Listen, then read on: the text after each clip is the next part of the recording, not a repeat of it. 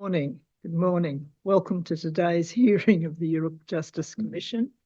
We continue our inquiry into historic and ongoing social injustice for Victorian peoples in this hearing block 7. Welcome, viewers. But before we proceed, I'll ask Commissioner Hunter to do the welcome to country. Thank you. I'd like to acknowledge that we are on the lands of the Wurundjeri people of the Kulin Nation, and acknowledge my ancestors, past and present, all those that come before us to be able to give us voice here today.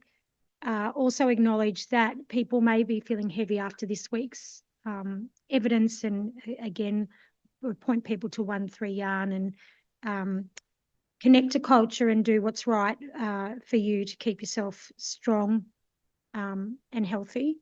And so, Woman Jeka, come with purpose, and welcome to my lands. Thank you. Thank you, Commissioner Hunter. Council, may we have appearances? Commissioners, please, I appear to assist you today. I thank Commissioner Hunter for her welcome. I acknowledge the unceded lands of the Wurundjeri people, and thank you for your invitation for us to conduct our business on those lands today. Acknowledge all First Peoples of this state, and offer my respects to elders and ancestors. Please, the Commission. My name is Evans. I appear for the State of Victoria with Ms. Phoebe Knowles, for the Minister for Health, Minister for Health Infrastructure and Minister for Ambulance Services, the Honourable Mary Thomas today. Thank you, Commissioner Hunter, for your welcome. We acknowledge that today's hearing is held on the lands of the Wurundjeri people of the Kulin Nation. We acknowledge them as the traditional owners of this land and that sovereignty has never been ceded. We pay respects to Wurundjeri elders past and present, and Aboriginal elders of other communities and other First Peoples who are here today and watching online. Thank you. Thank you, Commissioners. Pardon me. Our witness today is the Minister for Health, Health Infrastructure and Ambulance Services, Mary Thomas. Welcome, welcome. Pleasure to have you today, Minister. Welcome, Minister. Would you please state your full name? Mary Thomas. And do you agree to give truthful evidence to the Commission today? Yes, I do.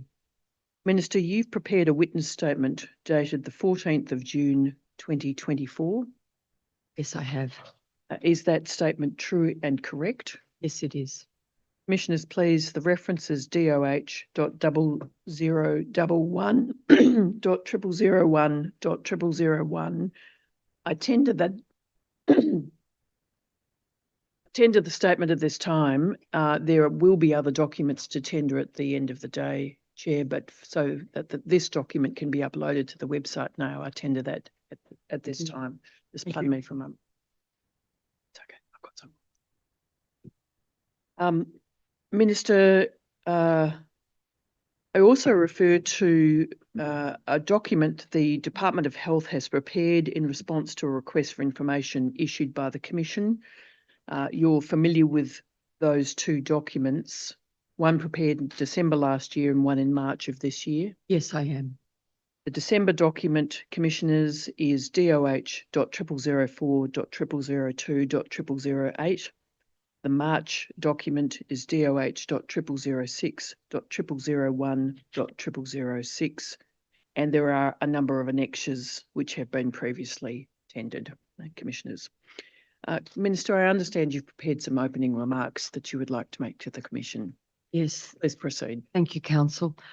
I would like to begin by acknowledging the traditional owners of the lands on which this historic meeting is taking place today, the Wurundjeri people of the Kulin Nation, and I pay my deep personal respects to their elders, past, present and emerging, and I extend that to all First Peoples who are here or watching online today. I also acknowledge and pay my respects to the wisdom and leadership of traditional owners and First Peoples right across Victoria, including their ancestors and elders. I acknowledge the path that First Peoples leaders and community have paved for future generations. I recognise their strength and resilience, and I thank Commissioner Hunter for her welcome to her country this morning. I acknowledge that sovereignty was never ceded by First Peoples and that the impact of dispossession and colonisation is still felt today, including in the health and well-being of First Peoples here in Victoria. I recognise that First Peoples' health and well-being extends beyond physical health. It encompasses the social, emotional and cultural well-being of the whole community, in which each individual is able to achieve their full potential, thereby supporting the total well-being of the community. Delivering culturally safe healthcare and well-being services to First Peoples is fundamentally important. First Peoples have a right to self-determination in healthcare and well-being services. To me, self-determination means that First Peoples have autonomy, genuine decision-making power, and meaningful control. They are not merely engaged or consulted or advisors or co-designers. I understand that self-determination for First Peoples also means government ceding power and control. The process of preparing to appear before the Yoorrook Justice Commission has been profound, highlighting for me the pervasive nature of racism experienced by First Peoples trying to access government services. This has been a humbling experience and has made me face into the privilege I have experienced of never having health services denied to me, of never having faced racism, and of never feeling culturally unsafe when seeking medical advice or treatment. I thank the Commissioners for the opportunity to appear here today to give evidence in this important truth-telling process. Thank you. Minister, there is a recent report to you a couple of days ago by Sissy Austin. Would you like to share with the Commissioners what Sissy told you and your response to that? Yes, I would. And firstly, I would like to assure the Commissioners that I sought the permission of Ms. Austin to tell her story.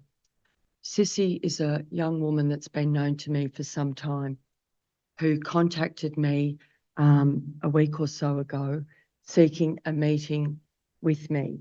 I had that meeting with Sissy yesterday on Teams. I was aware of the assault that Sissy had endured back in February of 2023.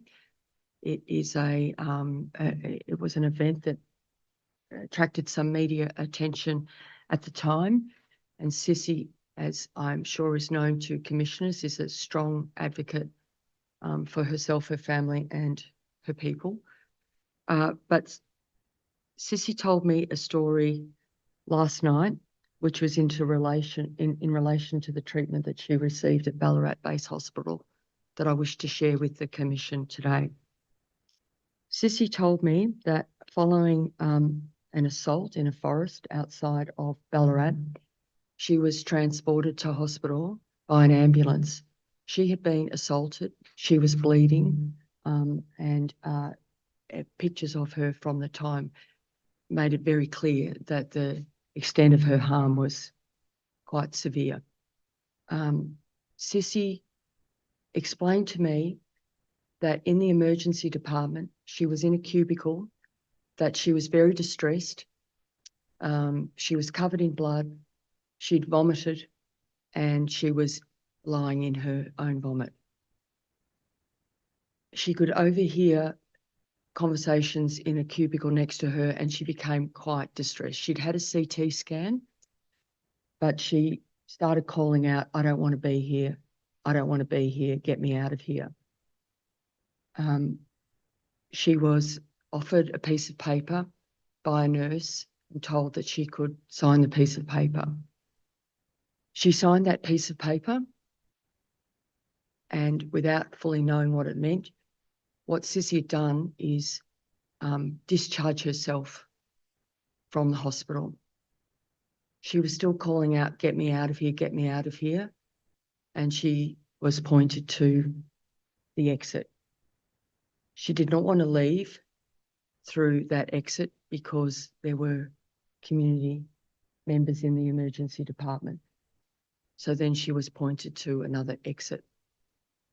I know the data.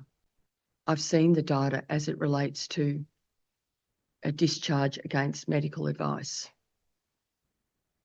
What this story tells us and shows us is the real human impact of that, of that data.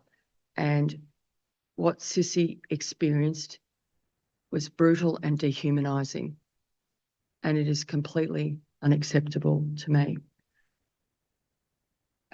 It is the true story behind the data that tells us that First Peoples do not feel culturally safe in our health services. And with stories and experiences such as Sissy, is it any wonder? Okay. I'll jump in. A couple of things for me, Minister. Thanks for that. You made mention to media coverage, so I just want to go back a bit.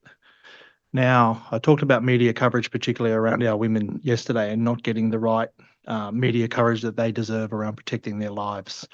But how it played out for Sissy, is my understanding, is that she put something on social media after it had happened, and it took a week.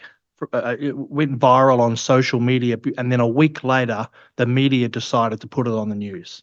A whole week later. So I just want to make that point, which is absolutely disgusting in itself. Because if it happened to a non-Aboriginal woman, that would have been on the front that night, and you know how the media works just as well as all of us in here.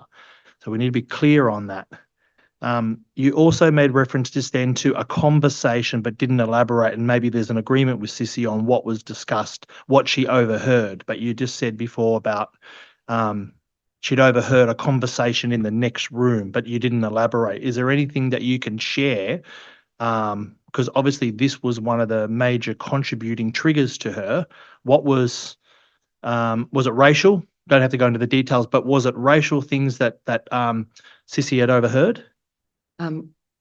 Commissioner Lovett, it was more that she felt that she was surrounded by voices and conversations at a time when she had experienced a head injury. Yep. So in further answer to your question, I did ask Sissy specifically if she felt that her Aboriginality was a factor. And she told me that she had appeared, she's been to that hospital, it's her local hospital, she's been there before, and that she was wearing a T-shirt with an Aboriginal flag on it at the time.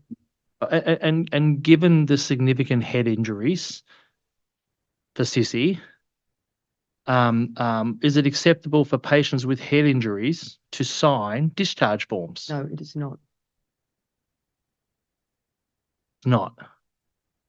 Do you have anything to say about that, Minister? Yes, I do. Look, I was deeply shocked by what Sissy told me yesterday.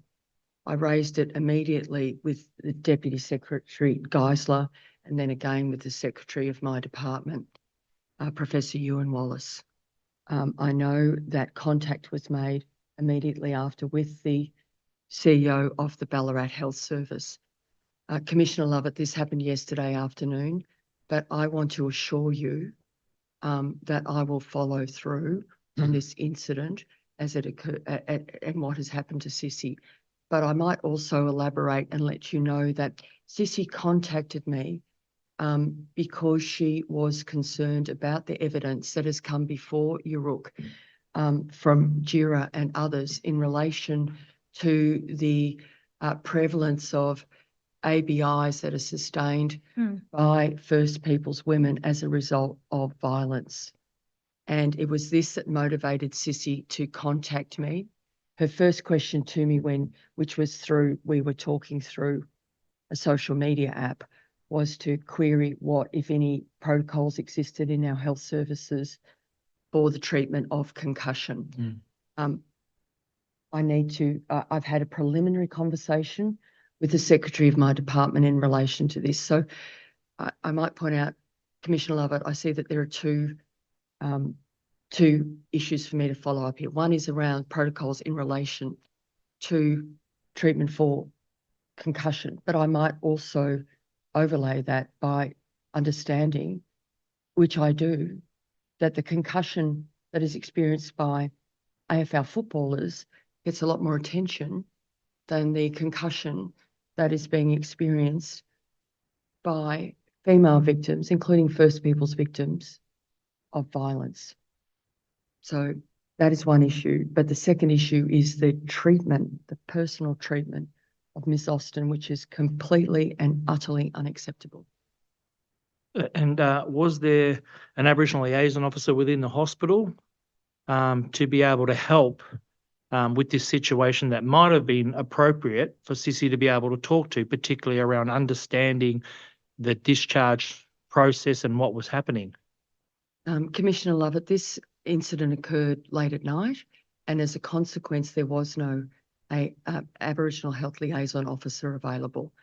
That brought home to me the concerns, of course, that that trauma is often experienced in hours outside normal business hours, and that is something that I need to consider. And it'd be fair to say that we've known that for a very long time, Minister, that, you know, I mean, That- Aboriginal people are presenting to the hospitals 24/7, but yet our funded positions in hospitals are pretty much 9 to 5. And if we're lucky, Saturday or Sunday. So I think that's, something that obviously you're committing to doing something further about. Well, I acknowledge that that is a real concern, Commissioner.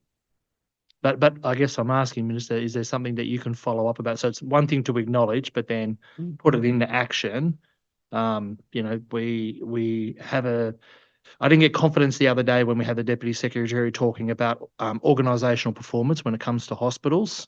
So there's cultural safety and experiences of racism, and our people are continually reporting on that. And I feel that they are not weighted in the context of them receiving funding. So I think, you know, in the context as well of us being able to get our human rights serviced, basic human rights, we're not asking for anything more here, but we are overrepresented, and we need to have the resources to support our people who present to themselves at hospitals.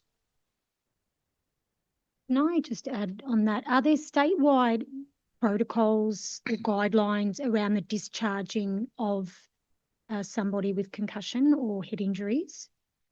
Commissioner Hunter, I don't have all of that information with me. I don't believe that there are, but that does concern me. Obviously, there are a range of conditions or health concerns that would mean a person is not able to really make an informed decision. I would agree. And on top of that, if there aren't any, I would suggest looking into what that looks like, but particularly Aboriginal women, Yes. and what that means within that protocol. And if I am correct, I do know some of Sissy's story, that she did attend the hospital again, but had to get the CEO of VARS to ring before she got there to make sure it was safe enough. How sad is it that particularly what's going on in Ballarat with the, you know, all the violence there that's happened to women, that she has to get somebody to ring before to make sure it's safe enough for an Aboriginal woman to attend who is very unwell. And on Commissioner Lovett's point, again, our women are silenced. If you heard yesterday's, they're silenced. They're not considered in these systems. And we really need to look at particularly concussion and ABIs when it comes to our women.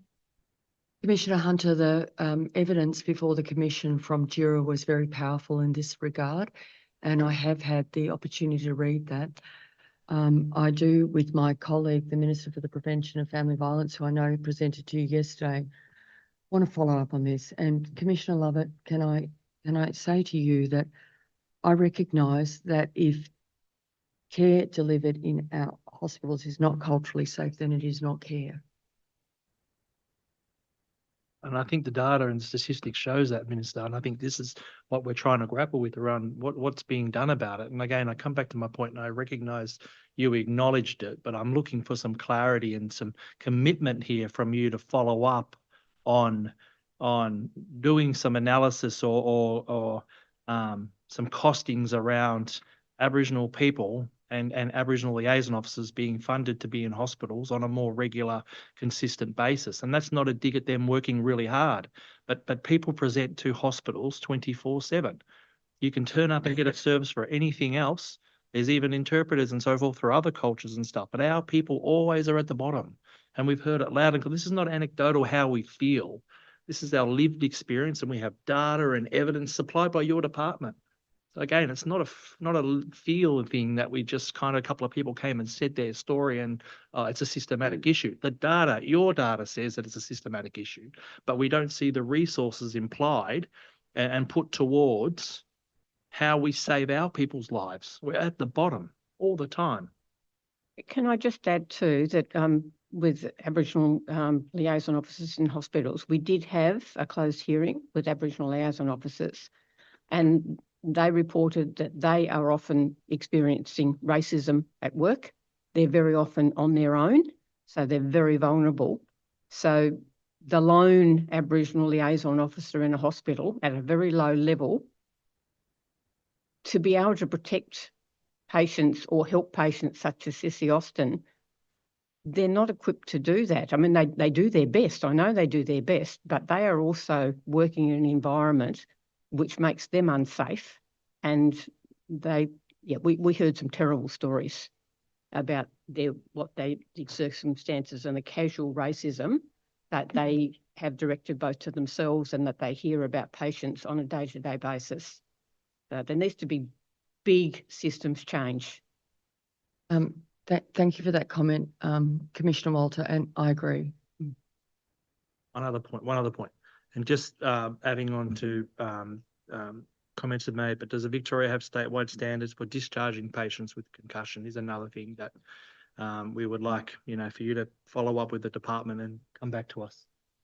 I can definitely do that for you, Commissioner Lovett. Can I say also that I accept everything that you've said about the availability that both yourself and Commissioner Walter have said about the availability of Aboriginal health liaison officers and the racism that they themselves are subject to. The work for me is to continue to put the onus on the hospital boards and CEOs to provide safe patient care to all of their patients. This includes, of course, First Peoples patients. I think a piece of work that we can definitely do is an analysis. It's not hard to do an analysis of when peak periods are for presentations. And we should at least be looking to make liaison officers available during those peak periods of presentation. Minister, if I may follow up a few of the threads there. We understand that Sissy presented and her medical notes record clear signs of head injury. She had reported loss of consciousness. She reported a physical assault, a violent and brutal assault that had left her with head injuries, headache, sensitivity to light, confusion, amnesia. I'm not asking for a medical response here, but clearly being left on her own in an emergency department in a state of shock and in her own blood and her own vomit would be very frightening and shocking for her to not have immediate medical attention. Would you agree with that? Yes, I would. And if that was the motivator for her to seek discharge, what should have occurred so that she wasn't frightened enough to want to leave? Thank you, Council. Can I, based on what Sissy has told me, I don't believe it is clear that she was herself seeking discharge. I think that in her frightened state, she wanted to get out. It's not that she was not saying that she did not want to receive healthcare. She wanted to be out of that environment. So at a baseline, what care should be delivered to a person presenting with these symptoms and in this state of distress? Again, I'm not a medical doctor nor a health professional, but empathy, compassion, attention, an explanation of the care that would be delivered, being upfront if there was an expectation that she would need to wait in the cubicle that she was in. Some common sense and decency. And if the answer, I don't know the answer, but if the answer was that the emergency staff were overrun and overwhelmed that night, what's the answer to that? Well, and I do want to acknowledge that our healthcare workers have been under unprecedented pressure because of the impacts of COVID in our health system and so on. And that emergency departments can and do get very, very busy. But nonetheless, that is not an excuse to not treat people with decency and compassion. The next issue is around her discharge, and Commissioner Lover asked you about the discharge form, and I think you indicated that there appears to have been no Aboriginal liaison officer. Her report was she was discharged around 1 a.m. with no social supports at all. That's correct. Onto the streets of Ballarat, effectively. That's what Sissy told me. And is that an appropriate manner of discharge for a young woman who's just been violently assaulted? Absolutely not. What services should and could the hospital access to ensure that she was picked up or had somebody to accompany her home? Well, there are a range of services. Sorry, Minister, I'm just confused. I know others may agree or disagree with me, but I haven't been in hospital for something so serious, but when I've been discharged, I haven't been discharged alone ever. They've always made sure there's someone to. So how do you discharge a young Aboriginal woman with concussion at 1 a.m. onto the street? So again, Commissioner Hunter, I think what Sissy's experience highlights is the misuse of patient self-discharge processes. Just not good enough. It is absolutely. If that was my daughter, like that could be any of our, but for a young Aboriginal woman she'd already been attacked that day, and at 1 a.m. she's out on the street. I'm just shocked at the response. Commissioner Hunter, I was devastated to hear this experience. It is truly shocking. The next issue I wanted to ask you about, to go back to that discharge, you've said you've had a preliminary conversation around the discharge process generally. What will you do now in relation to those discharge protocols to find out what happened in her particular case, but also to address the systemic issue if there is one? Thank you, Council. After a preliminary conversation with my Secretary of my department, Professor Yoorrook, I think it is important that we look at the use of these discharge forms and the way they are being used by health services potentially to discharge themselves of any accountability or responsibility for the person that is in their care. And I can undertake to examine how they are being used, which hospitals still use them, but also to look at who they are most impacting. Well, again, my apologies. I know who they are impacting. They are impacting First Peoples disproportionately. If Sissy had collapsed inside the hospital, would that have been treated as a sentinel event? A sentinel event, Council, is the most serious of the adverse outcomes that can occur for a patient. So a sentinel event is when a patient either dies or is irreparably harmed by what has happened in the health service. Nonetheless, there are processes that hospitals should follow when a person needs their care. Yes, I'm asking about the accountability that, if there's any, for these sub-sentinel events. So if she'd collapsed in the hospital would obviously have to deal with that. If she'd collapsed on the street, then nobody would know, and the hospital would just say, well, not our problem, effectively. That's correct. So how do we provide a measure of safety for patients Well, at this sub-sentinel event and accountability for that?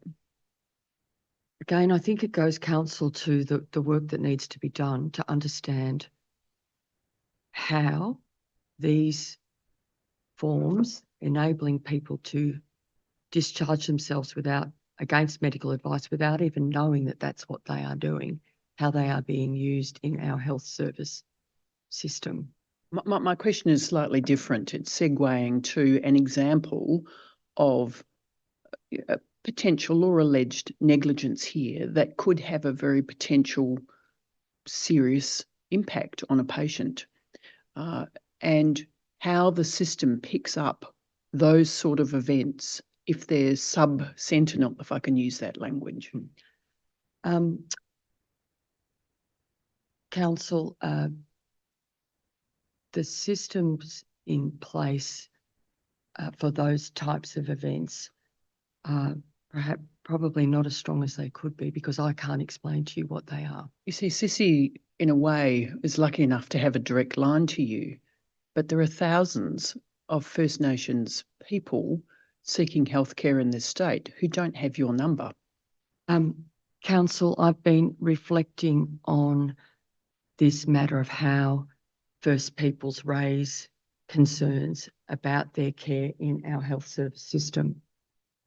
And we have a process. The process goes something like this, that the first port of call is the hospital liaison team at that health service. So the complaints process there is a complaints process at the individual health service. If a person is not satisfied with that, they always have the right to go to the Health Complaints Commissioner. People can complain to the department and they can complain to me. But I want to be very upfront and acknowledging the fact that I have never received a complaint from a person who identifies as First Peoples, that I see that as a recognition that that system does not work, and indeed an examination of complaints within the department, I believe, demonstrated that only 3 complaints had ever been received from First Peoples. Minister, can I jump in here? I'm going to talk about my brother, and this is really hard for me. And this is not to take away from Sissy's story.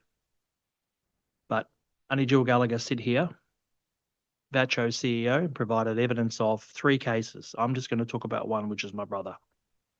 And I won't mention the hospital, but everyone knows the hospital. It's been articulated on here. Similar situation where my brother experienced cultural safety and systematic racism from that hospital. 48 hours later, he died. And there was, discharge involved in that. Shouldn't have been discharged, whether it be voluntary, whether it would be forced, shouldn't have happened. He's no longer with us, 42 years old. Now, Aunty Jill came and she said that she'd written to the hospital seeking an explanation. She'd written to authorities seeking an explanation. How many responses do you think that she received? How many? Have a guess. Oh, none? None. This is our people. This is our lives. And again, this is our lived experience. We can go on to thousands of other stories as council's articulated. But it happens to our people time and time again. Accountability. There's no accountability. There's no accountability when it comes to our people's lives. It doesn't get mentioned on the news. It's not in people's faces. Not that everything has to be mentioned on the news or in the media, but the reality is our people's lives just don't matter. 42 years old, no longer with us. Just that's what I mean. We're like, where is the accountability? But when our people muck up or get in trouble or don't even do anything, we are accountable. We get the so-called hamburger with the lot, and I know you know what I mean by that. We get everything lumped on us. Everything. It's just, 42 years old, Sissy, in her 20s. It happens to our people every single day. And no accountability. No accountability on police when our people die in custody.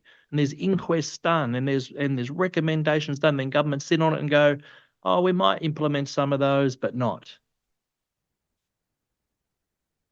Do you have anything to say? Like, not just about my brother, but just the system and accountability and what your expectation is? Because I don't know about the other commissioners on here, but I'm not getting a sense that people coming before it, it's just there's apology after an apology, but no accountability or outcomes.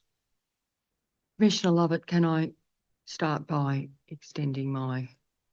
let you know that I feel real sorrow for the story of your brother, and I said my condolences to you. I've read the evidence, and I accept everything that you have said, including that lack of accountability. I don't know how much you want me to go into it now, but I can talk about the role of Safer Care Victoria. I can talk about coronial processes, but Is there a place for a proactive stance by the Health Services Commissioner and the Mental Health Services Commissioner here? Because we have these complaints mechanisms, but they don't seem to be serving First Peoples. They tend to be going to VARs and their Aboriginal controlled organisations to report their concerns if they go to anyone. At the extreme end, they stop seeking medical assistance. thank you, Council. Yes, I think there is. It is of real concern that we have complaints mechanisms that do not work for First Peoples. We can't affect change unless there is accountability back to the health service where harms have been caused. Recently, you introduced the Statement of Recognition into legislation, which is intended, as I understand it, to guide the operation of health services, but is not to be used legislatively as an interpretation tool or to give rise to a right, any sort of right that might found a claim in torts, for example. So you've got the Statement of Recognition and you have Safer Care, as you said, in the Commissioner's work. Is something more need to be done to build trust in the system where First Nations people feel that their concerns are being taken seriously and the things they say they need are picked up at a very high level? Council, can I talk to you in a little bit more detail then about cultural safety? Yes, please. As I said earlier, unless the care being delivered in our health services and our hospitals is culturally safe, then it is not safe care. That has become abundantly clear to me. When I became the health minister back in 2022, and I met with Arnie Gill-Gallagher, she talked to me about cultural safety at that time in our mainstream hospitals and how it was an absolute priority for VATCHO. Cultural safety has not been taken seriously across our health service system. That is evidenced by the experience of First Peoples that is still occurring in our health service system. So there is absolutely a need for so much more to be done. And I've seen the evidence presented to the Commission in relation to the cultural safety training that has been delivered into our health services. And I think everyone agrees that it is of variable quality. I'm also concerned that it is treated as a one-off, like you do cultural safety training, tick. To me, cultural safety is an ongoing process that must be lived by healthcare workers in our hospitals every single day, because we know that without access to culturally safe health care, we know all the impacts that that has on First Peoples. It is why, based on the evidence that I have seen and read already presented to the Commission and for me, the very profound impact of Professor Ray Lovett's evidence. I've had the opportunity to see Professor Lovett present at Aboriginal Health and Wellbeing forums on 2 occasions and to read his evidence here. So we, as a government and as a department, will be mandating cultural safety training within our health services system. We will continue to support VACCHO on the development of their accreditation standards system. So if I can explain that in a little bit more detail, one of the first things also that Arnie Jill said to me is, it's all well and good that our LGBTIQ plus community now have the rainbow tick, an accreditation process that means that members of that community can have confidence that they will be treated safely and with care and dignity. We need a same sort of accreditation process for First Peoples. And VACCHO is working on those standards, and they have been provided with funding to do that. That is incredibly important work. But the final point I wanted to make, Council, is that having, as I said, listened to Professor Lovett, it is very clear to me that we must face into racism in our health service system. It is of deep concern to me that 1 in 5 First Nations people say that they've experienced racism in our health service system. Commissioner Lovett, I've noted some of your comments during this process where I think you said to the Secretary, just crack on with it. I think that we need to deliver or I've directed my department to develop and implement an anti-racism strategy to be applied both in my department, but particularly in our hospitals. Can I just ask about it's very good that VACCHO are developing that accreditation, but of course VACCHO can't enforce it. No. That's the job of the department and the job of the minister. So we know that all health professionals have professional development obligations that they need to fulfil to maintain their registration. Is that an appropriate place where we should be putting these obligations so that they don't become tick and flick, that they don't become, how fast can I do this online component? Perhaps I can have it going while I'm cooking dinner or overseeing the kids' homework or doing my Pilates. That we actually have, that there is serious obligations for health professionals to be able to maintain their registration to prove that they are aware of the cultural safety needs that they need and the obligations they have to keep First Nations people safe. Commissioner Walter, I think that there is real opportunity in what you've outlined. That would need to be done through the colleges who set the standards, but I know also that you have received evidence from the College of General Practitioners, and I would think that that would be a really great place to start.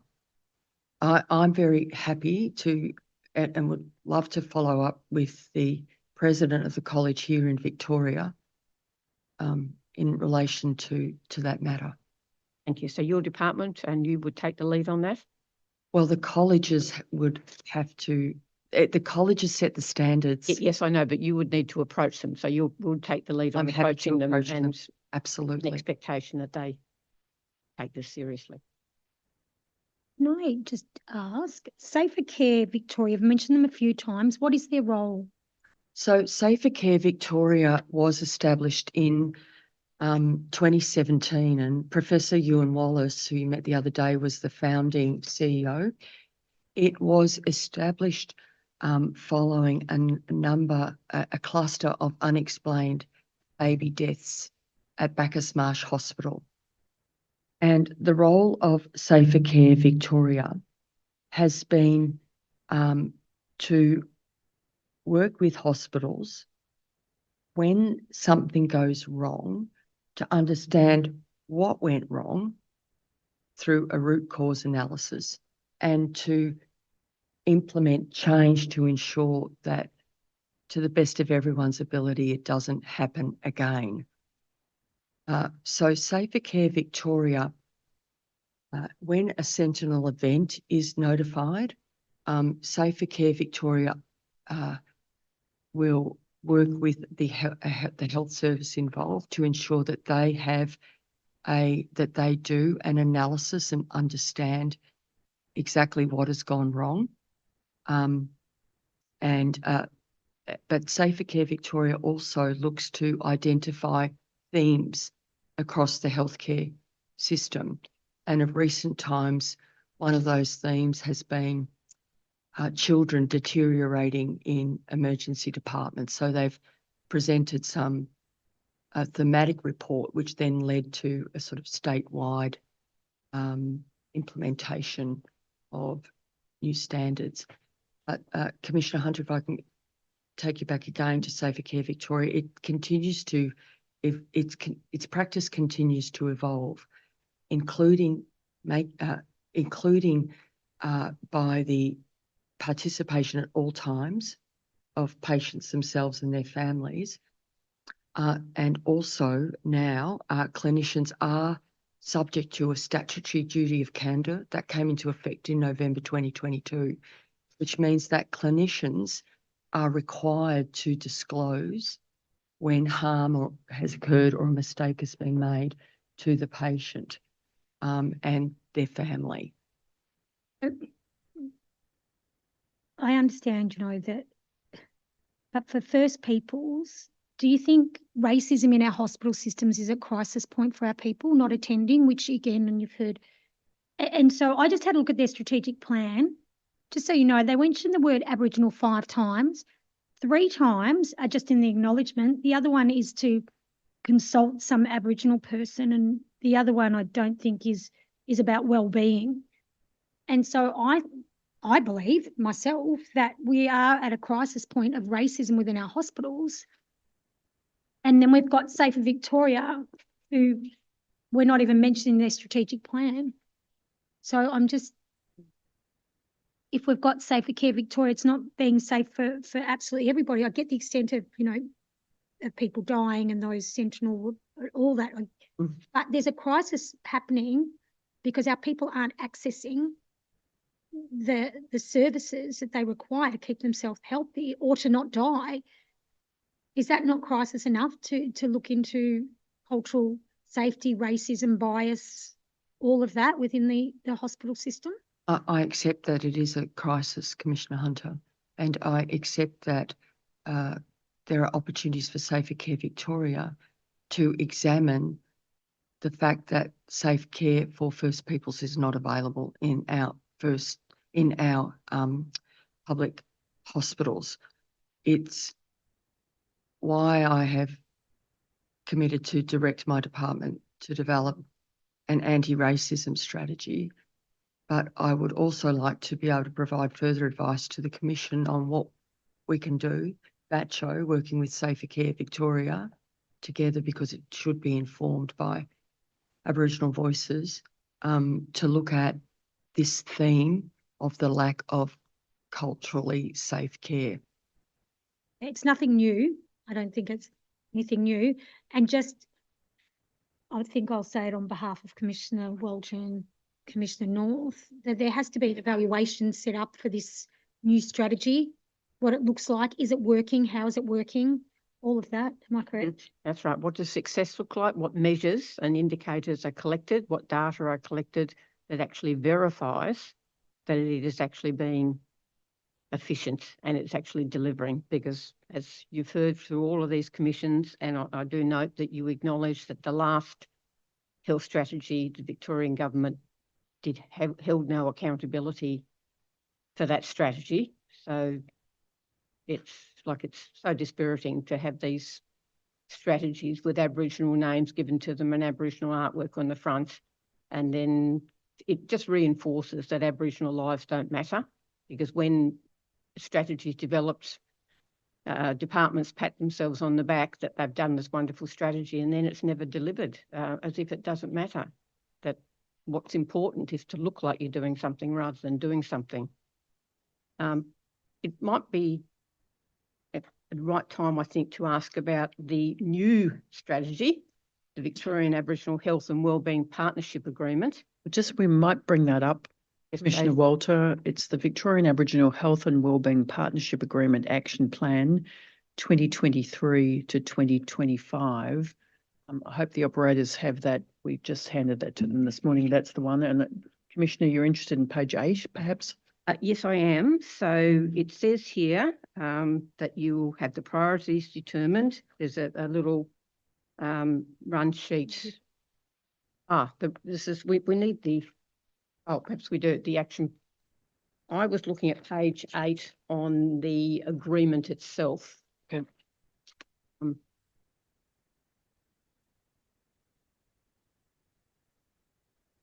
I'll describe it anyway, but it just talks about that the priorities would be determined through the Aboriginal Health and Partnership Forum, step 1. Priorities are grouped under the 5 domains to guide progress. An action plan, which is the one that we were going to look at, has developed key actions to deliver on priorities. But then at the bottom, it says there's a partnership dashboard to oversee monitoring and evaluation mechanisms with key outcomes, indicators and measures. Can I ask you the status of the dashboard? Yes, those indicators have not yet been developed. How can you have a plan with actions and outcomes in them when you have not developed the measures and indicators of success? Now, I've been a teaching academic for 25 years in social research methods. If one of my students put this up to me on an assignment, I would fail them. So I just can't understand how we still here on this one, which has been built on the acknowledged failure of the last one, and yet here we are 1 year in, and the measures and indicators of success have not yet been developed. It doesn't bespoke seriousness of actually achieving what the plan sets out to achieve. Can I talk to you a little bit, Commissioner Walter, about what happens right now while that work progresses in terms of accountability back to community? Yes, please. Okay. So, as you know, the Victorian Aboriginal Health and Wellbeing Partnership Agreement is in place, and we have an action plan for 2023-25. Do you want to acknowledge the incredible work of Nicole McCartney, the Chief Aboriginal Health and Wellbeing Officer in my department, for the work that she has done to support the development of the agreement? And as you know, it is overseen by a forum, and the forum is co-chaired by myself and by CEO of VARS, Michael Graham, who I know is well known to all of you. As progress is being made on many of the actions, and progress is reported back at the quarterly forums, the decision to defer the work on the indicators has been made by the partnership, but I acknowledge that it is a decision made as a consequence of lack of resources to do the work at this time. If we look at the domain that's up on the screen, domain culturally safe healthcare, which is found in the action plan document, you'll see, for example, the first heading is self-determined priority, strengthen cultural safety in the mainstream health service system, action, mandate cultural safety training that addresses racism, stigma and discrimination in all public and community health service settings, and for this training to be delivered by a relevant Aboriginal organisation. So what's the goal in terms of the timeline of that delivery, and how will it be measured? Well, that will be given effect from the 1st of July of this year. And where do we see that timeline stated? Well, yeah, that will be reported back to the forum, the next forum that once that is done. But I take the point that Commissioner Walter has made, that the dashboard itself is not yet developed. Minister, can I, in relation to cultural safety, can I just take you to paragraph 88 of your statement? This is talking about, I'll just give you a moment to read that. Thank you. Thank you, Commissioner.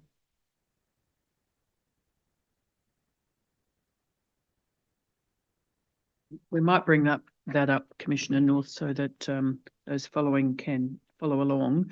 Paragraph 88 of your statement, Minister. But this is talking, Minister, about the cultural safety framework, which was devised, I think, in 2019. So that one can assume from that that this issue was alive and known back 5 years ago. And I raise this because you're talking about, in effect, the son of or daughter of this framework. What you say there is a frank admission that the outcomes of that framework were not measured adequately. And then you go on to say the monitoring activities undertaken indicate a lack of sufficient implementation. The project has not progressed due to resource limitations within the department. Now, that is really exactly what you've just said again. And, you know, there is a hollowness about the explanation of why these frameworks are not being implemented and not being critiqued as they go along, when 5 years after, at least 5 years after, cultural awareness may well have been known well before that. But you can see, of course, the anger and lack of confidence in governmental systems where we have that story 5 years ago being repeated right now on the witness stand. And I just wonder if you're able to tell those listening and reading, how is it that we can have confidence in government processes where we have instances like this on a critical issue, cultural safety in the health system, where on a known area of health system requirements, it fell in a hole on that framework, and you're saying, well, there's another framework. Problem is it's not being progressed for the same reason. I mean, you can understand why people tear their hair out and feel really disenfranchised from the system. Yes, I do understand that. Just to clarify, this framework was a system-wide framework for government-funded healthcare organisations, not to take away from your question at all, Commissioner North, but that is not the daughter or son of the current AHW partnership agreement. It's a separate funding framework. Nevertheless, Commissioner North's question around awareness and knowledge of the criticality of cultural safety seems to have still not been grasped. Is that fair? Yes, I accept that, Council. As Minister for Health, I take the responsibilities that I have to deliver or to oversee a system that is required to deliver safe care to First Peoples very seriously. And I have learned a lot in my time as Minister for Health. I've been able to have awareness and understanding what happens in our health systems that's would not be known by ordinary people, and it is unacceptable to me. We need to face into racism in our health system. Commissioner North, if I may, the current agreement has been developed in genuine partnership. There is a forum that I attend it is an opportunity for community to directly speak to me about what isn't working. But I acknowledge that there's been insufficient funding to deliver everything. No, just a question on that. So resource limitations is funding. Mm. So do you think your current funding commitments reflects your stated commitment to address the failings of the health system for First Peoples of Victoria?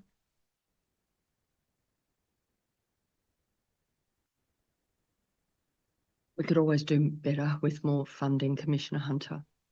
But you've got something that Commissioner North brought up from 2021. You've got resource limitations, which I'm going to assume is funding. Would that be correct to assume?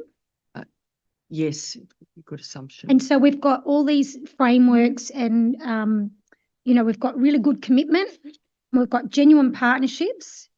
And in your statement on page 20, our current system and funding agreements do not sufficiently recognise the importance of connection to culture, yet that's connection to culture is our protective factor, which is in all of your frameworks.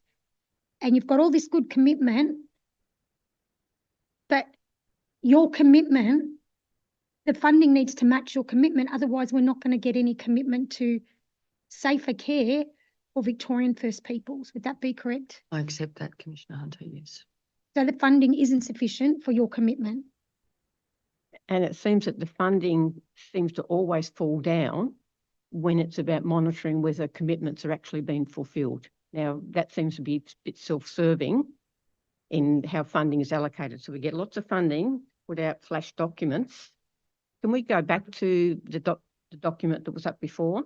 Yes. The The culturally safe healthcare? the agreement action plan. Yes. And yeah, because if you look at it, this is why I'm so concerned about the lack of measures, the lack of indicators, the lack of articulation of what success would look like, and the fact that it hasn't been developed because of lack of resources. We've got these things like improve identification of Aboriginal people in the mainstream healthcare settings and embed discharge plans. That's a very vague, very high level sort of aspirational statement. You can't really measure that. What does improve mean? There's no baseline. That's 101, measurement and evaluation. There's no baseline. And create culturally safe service standards. Again, it's these very vague, high-level aspirations.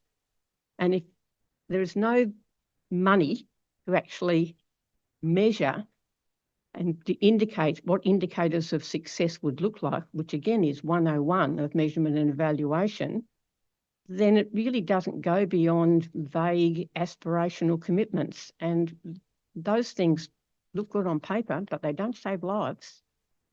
And that's the point, the lives we're talking about are the lives of First Peoples of this state, and we're disproportionately, you would know the stats probably better than I would, around every domain within healthcare. And so if we've got these aspirational, as Commissioner Walter pointed out, domains, but we can't measure them, then how do we know we are successful? And Because we've got all 10 years. Well, all we're doing is plan. counting the deaths at this point in time, I feel like. We're counting the deaths of our people rather than saying, well, counting the success. And if we knew what the success looked like and measured it, we could do much better. I totally accept what you've said, Commissioners. And can I just ask this? I mean, what's been put to you is the deficiency in the way the framework is formulated, because it doesn't really give a baseline from which to measure and then a statistical way of measuring the success, so that, for instance, improve identification of Aboriginal people in mainstream health. Well, that would be a success if one person was identified in a 10-year period. So there's that point about the inadequacy of the guideline, of the framework. But then when you get on to the explanation you've given for why it's not gone further, this lack of resourcing, I'm assuming that resourcing and accountability process is not a huge expenditure. On that assumption,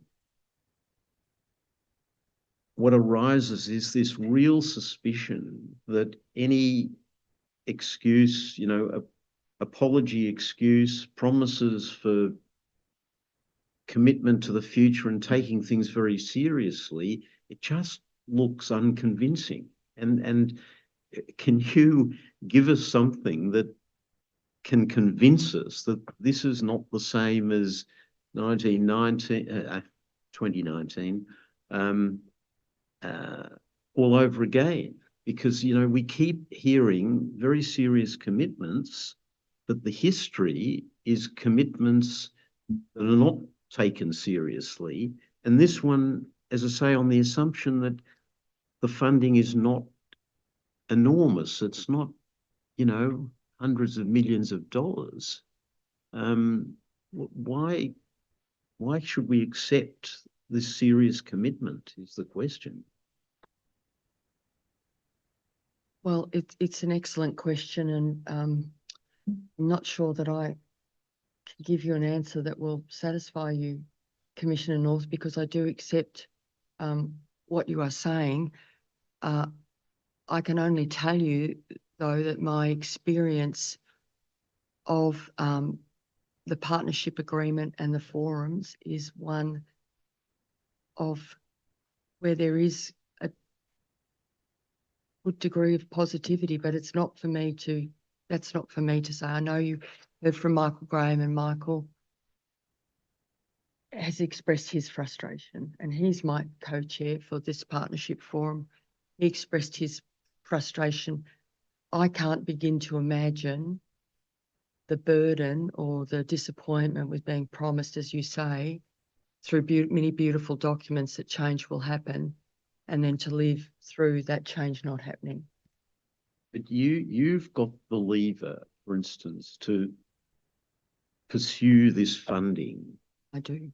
And I mean, can you give us some guidance about the steps you might take, for instance, to do that in relation to the very thing we're looking at the moment, cultural safety, and implementing at least implementing a system of measurement of how the framework is working? Like, it's really a long way away from the case studies we've heard. This is talking about systemic change for a fairly small amount of money against a background of broken promises of the past. Well, as I'm sure the Commission has previously heard, I have to work through the systems of government to seek funding through a budget process to deliver on the commitments that have been made, and including through the action plan, and indeed to deliver the data dashboard. I also accept that it would be a small cost. I'm willing to go, well, I will go and look at exactly how much it would cost and what, if any, actions I can take to address this deficit in terms of delivery against the action plan, because I accept that without an understanding of where we want to go, where we want to be, we will not know if we're getting there. And can I remind you, Minister, that it is in the agreement. Yes. And yet it is failed to be delivered already. So it doesn't give us confidence. So, Minister, just to clarify, the Aboriginal Health and Wellbeing Partnership Agreement, as you say in paragraph 21 of your statement, is a 10-year agreement between the ACO sector and the Victorian government. Is this what we're looking at, or what we were looking at a moment ago, the action plan, the first 2-year action plan under that 10-year agreement? No, I don't believe it is so. But that agreement is 2023 to 2033. Yes. Yes, sorry, it is. Okay. Yes, it is. So we're halfway through, if it's 2023, the first action plan, we're halfway through the first cycle, Yes. 2-year cycle Yes, we are. for the action plan. Yes. And actions like improve identification of Aboriginal people, create culturally safe service standards, if they don't have any timeline for delivery of those things, would we expect that they'd simply be rolled into the next action plan and the next action plan and the next action plan? That is correct. So an important accountability measure, you would agree, is to have a what by when for these things, and to have a breakdown of what these mean at a more granular level to be able to set delivery standards for the department and the health services that will be impacted by these actions. Agree? Yes.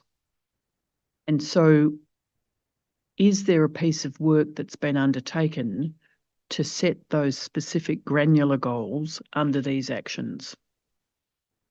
Council, I think it's important that I point out that this is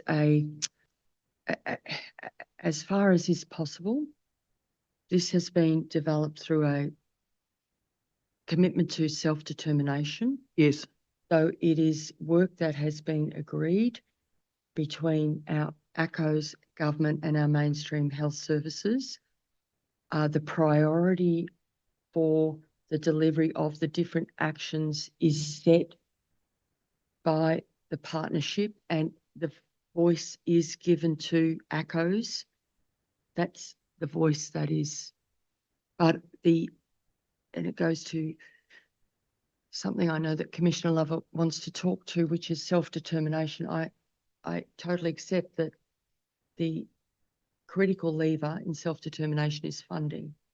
So the actions are determined, the priority for the delivery of actions is determined.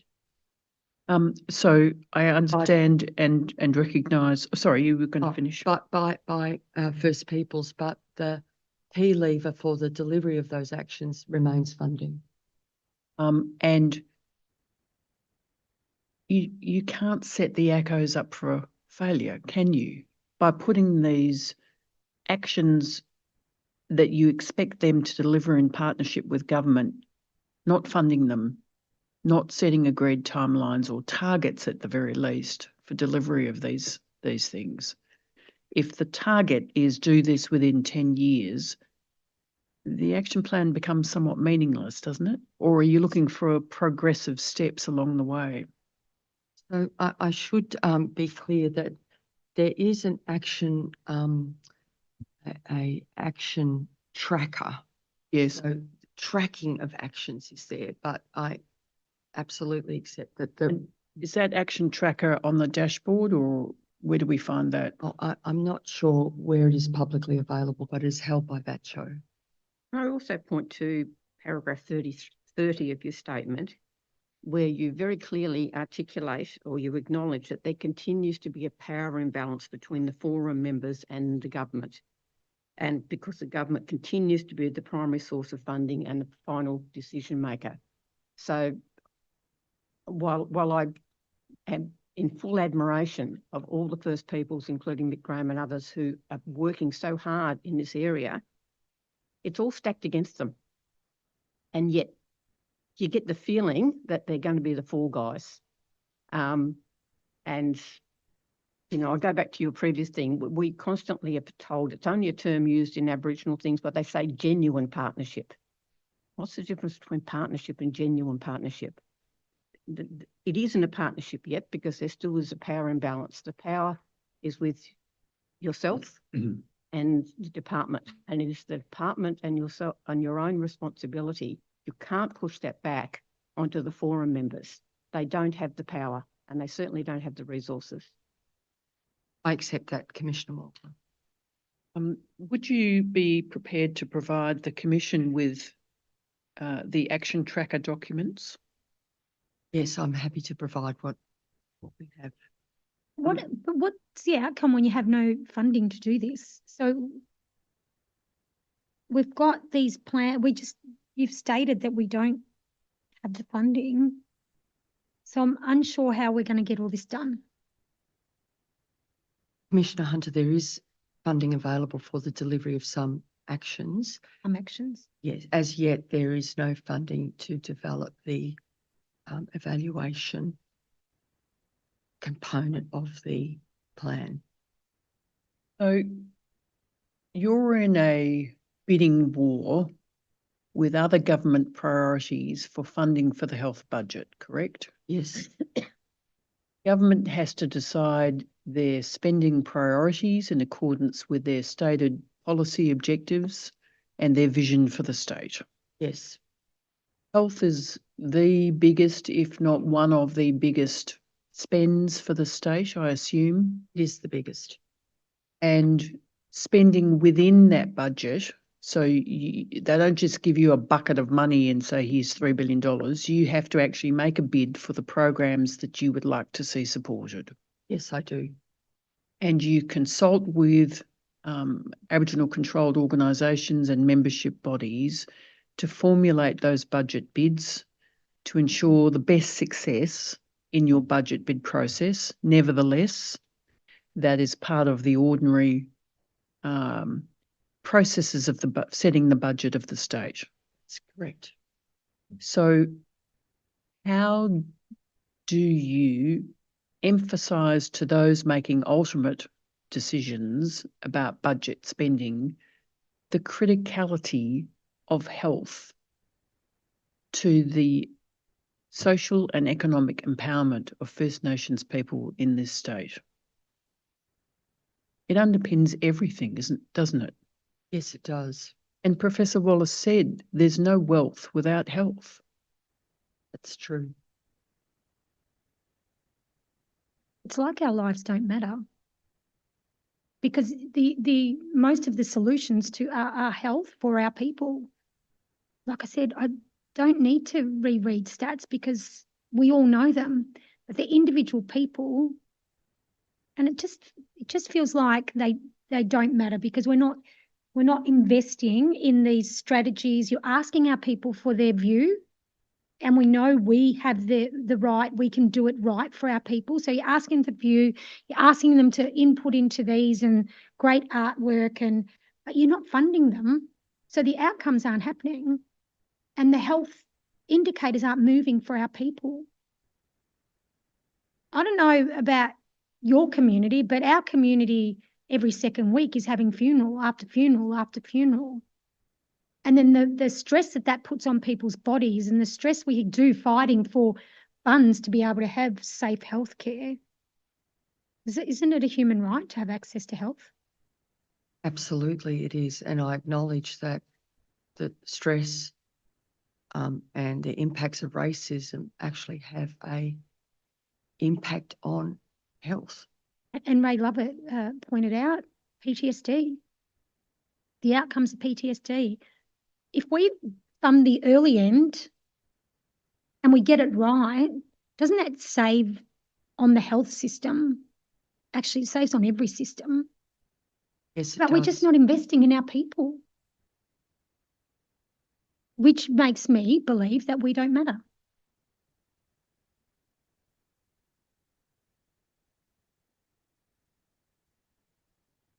Well, First People's lives do matter very much.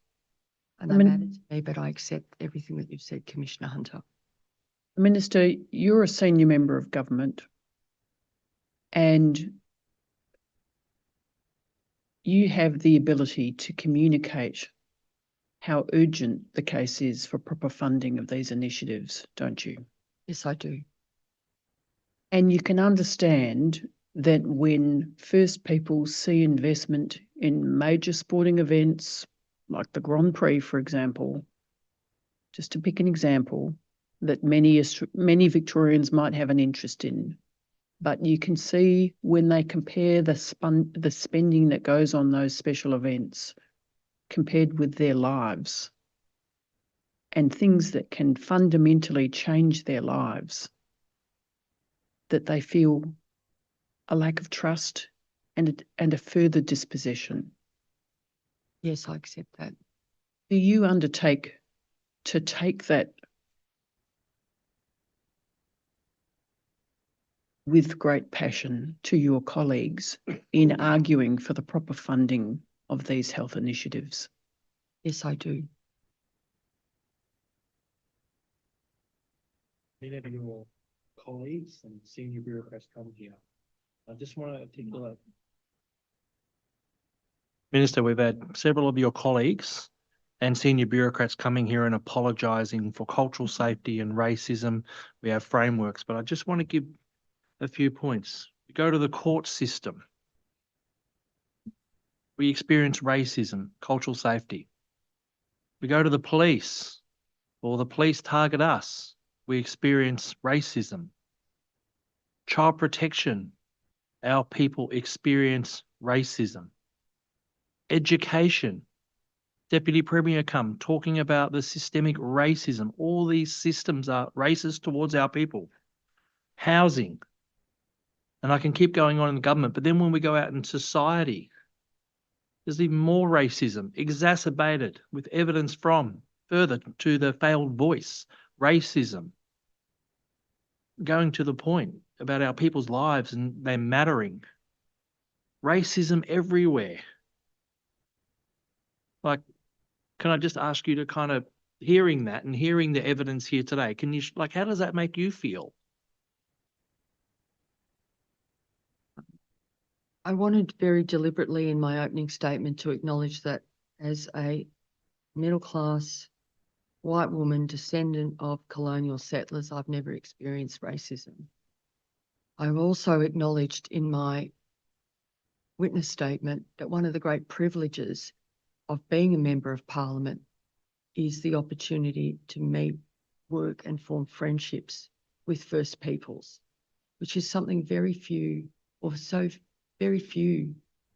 Victorians really have that opportunity.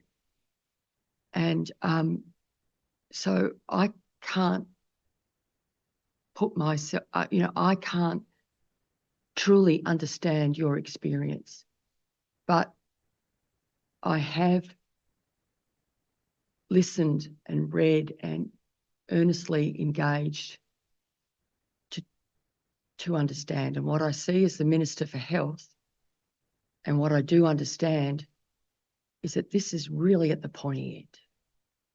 People die because of racism in our health services.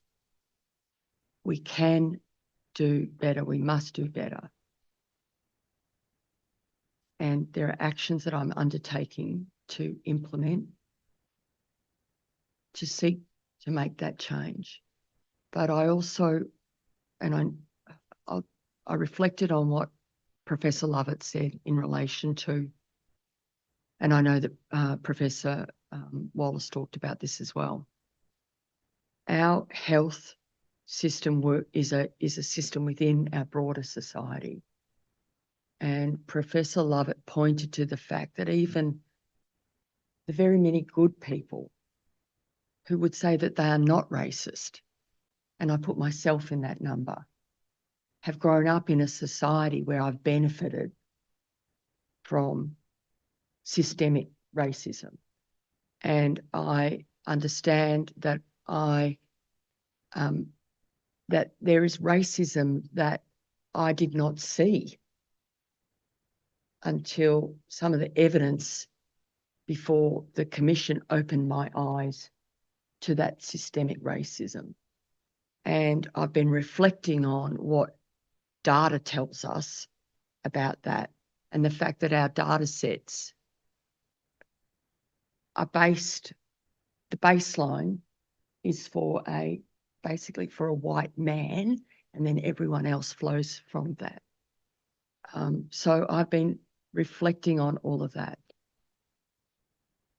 My eyes have been opened, and with that opening, I take very seriously the role and responsibility that I have. I do work, as you noted, Council, in a government system, and I have to bid, like all my other ministers around me, for funding through the budget process. The last Aboriginal Health and Wellbeing Forum was attended by bureaucrats from the Department of Treasury and Finance. This was an important step forward because they had to stand up and explain the process. And I know I was sitting with Auntie Jill, she found it fascinating and instructive because very few people know that actually our process to develop next year's budget starts in only a few months. Like you would know, Commissioner Lovett, from your experiences in the public sector. But I do undertake to champion the need for real change because of the impact that it has on people's health, which is fundamental, foundational to being able to live a good, happy, productive life. And we ask you to champion that, Minister, not just in the cabinet room, but in society as well. And with your expectations on your portfolio, but also in society, because there is a lot of things going on in the world right now. And I have noticed that the media asks a lot of questions of you about other things going on in the world. But when it comes to our people's lives here in Australia and in particular Victoria, which this commission is presiding through, our people aren't being referenced in conversations about, we're not talking about the racism, systematic racism that our people experience on a day-to-day basis. It's very That's true. not to take away what's going on in the world, but I'm trying to bring it back to our people's lives mattering here too. Chair, is that an appropriate time for a morning break? I think so, yes, I think so. It's 15 minutes, 10 minutes. say 11:45. 11:45. Yes. Thank you. Yes, Thank you. we'll adjourn for 15 minutes.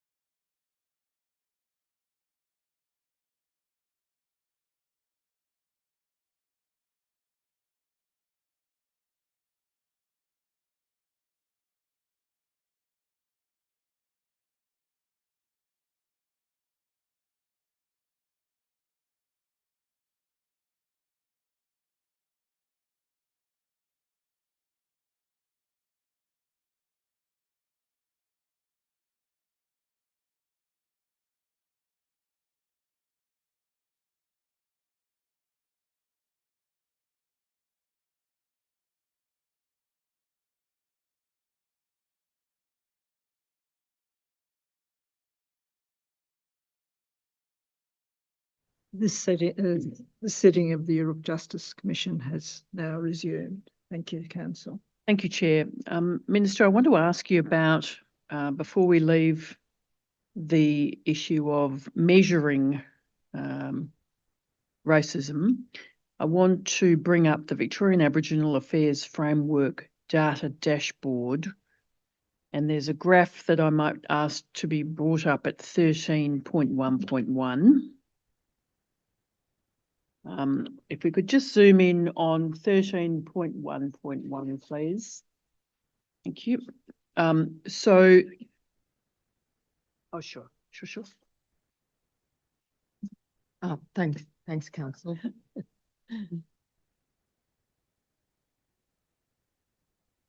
I've got that. The most current data, so just to set the scene, the dashboard reports on various state measures, including the proportion of Aboriginal Victorians that reported experiencing racism in health settings within the previous 12 months. And the most current data states that in 2020, which is the latest reported year on the dashboard, 16.5% of Aboriginal Victorians reported experiencing racism in health settings within the previous 12 months, compared to 5.3% of non-Aboriginals. This is something you touch on in your statement, and you mentioned the number of one out of 5 or close to 1 out of 5. So I take it from your evidence this morning, you accept that Victoria's health services are not culturally safe places for First Peoples in this state. Yes, I do. And in fact, you acknowledge in your witness statement at paragraph 66 that systemic racism exists within Victorian healthcare services. And that is, I take it, despite the efforts of the department and the Victorian government, health services are still not culturally safe for First Peoples. Right. In terms of how cultural safety is measured, in addition to these measurements, there are other proxy measures that the framework uses to try and measure how culturally safe Victoria's health services are. So hospitalisations where patients left against medical advice, and we've been talking about an example of that this morning, or were discharged at their own risk. So there's one measure around leaving against advice or discharging at own risk, correct? Yes. In 2021 to 2022, again, the last year reported on the data dashboard, Aboriginal Victorians left against medical advice or were discharged at their own risk at a rate of almost 5 times that of non-Aboriginal people. So this is a rate of, it's Ant writing, but 11.9 out of 1,000 compared to 2.5 out of 1,000. Yes. Now, Professor Wallace gave evidence that this was a difficult statistic, I'm paraphrasing him, of course, difficult statistic to come to terms with when his assumptions and his experience of the healthcare workforce were that they were dedicated health professionals, and these are my words, for whom racism would be an abhorrent concept, to think that they were importing those concepts into their practice, right? You're familiar with his evidence about that. So I asked him, when does this racism appear? Is it modelled by senior practitioners who signal to junior healthcare practitioners this is an acceptable way to be? Is it a broader community issue? What's going on here? And we had a discussion around racism and calling out racism being a very difficult conversation in our community. You'd be familiar with that evidence. Yes. So I want to understand how we've reached this point and how we reach meaningful change by way of anti-racism strategies. And you've said that you are committed to implementing Aboriginal anti-racism strategies across the healthcare services, right? Yes. So I just want to look at the regulatory framework and the levers that might be available for you in Victoria's health system. The Health Services Act divides Victorian health service providers into various categories and sets out regulatory and governance requirements for each. We've been talking particularly about public hospitals, but they are independent statutory corporations, correct? Yes. There are denominational hospitals who also deliver healthcare services. There are metropolitan hospitals. There are private hospitals and daycare procedure centres or residential care services, registered community health services. This is a list, I'm not testing your knowledge here. Public health services, health service establishment and multi-purpose services all set out in the schedules to the Health Services Act. So coming back to your ability to affect change, which is the purpose of these questions, is it correct to say that the state has some degree of control over the governance of public hospitals and public health services, that other forms of health services are largely operating as private businesses, in which the state takes a function of registration or a regulatory function rather than a governance function? Yes. And given that you're not an employer or operator in the health sector, does that make it challenging for you to effect meaningful change in the way those health services are delivered? Well, yes, it does, Council. Could you just explain to the commissioners what the limitations are upon your ability to set the tone and to actually direct consequences for inappropriate conduct by health service providers? Yes, thank you. So in Victoria, we have 76 separate health services. They each have a board and a board chair, obviously, and I appoint those board members, but I do that on recommendation of a committee that does the evaluation and so on against a skills matrix. Now, the powers that I have in the Health Services Act are quite limited in terms of how I can affect change on the day-to-day running of those hospitals, because the board and the CEOs and senior leaders are responsible for setting culture in our hospitals. I can certainly make clear my expectations, and indeed at a recent board chairs meeting, off the back of my preparation for my appearance here today, I spoke directly to racism and its impacts in our health services to the board chairs. Can I just ask, in that board chairs meeting, is there any First Peoples? No. And so I have capacity to issue directions.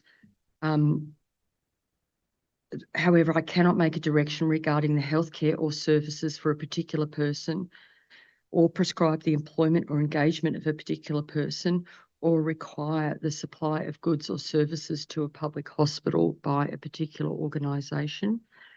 If I want to give a direction, I need to give a copy 7 days beforehand to the board, who may comment on it before the intended issue date. I have to take those comments into account to determine whether to issue the direction, and so on. The real powers that I have are in relation to the board. So I appoint the boards, I can dismiss the boards. And in terms of the enforcement of the expectations that you've described, you really have very limited powers under the current legislation, correct? I think the department officials told us the powers had been exercised twice, current powers in relation to remediation, it might have been, or it might have been directions to boards, ministerial directions. Is that predate your time? Yeah, not by me, council. And you've been in the role, I think, since June 2022. Years. You've not had any occasion upon which you thought the need to exercise those powers. No, I have, and I don't have the exact information with me, council, but I have appointed or overseen the appointment of delegates to a hospital, a ministerial delegate, to a board where I've had some concerns. Minister, I just want to clarify the terminology because we're using health services and boards, Yes. and you've just said hospital board. I just wanted clarity that when you say the overall, is that hospital boards? Yes, hospital boards, health. When I say health services in this context, I'm talking about, I should say hospital boards, though you're right to pull me up on that chair. Yes. Boards. So to be clear, there are health services that manage hospitals and other health services in the community, correct?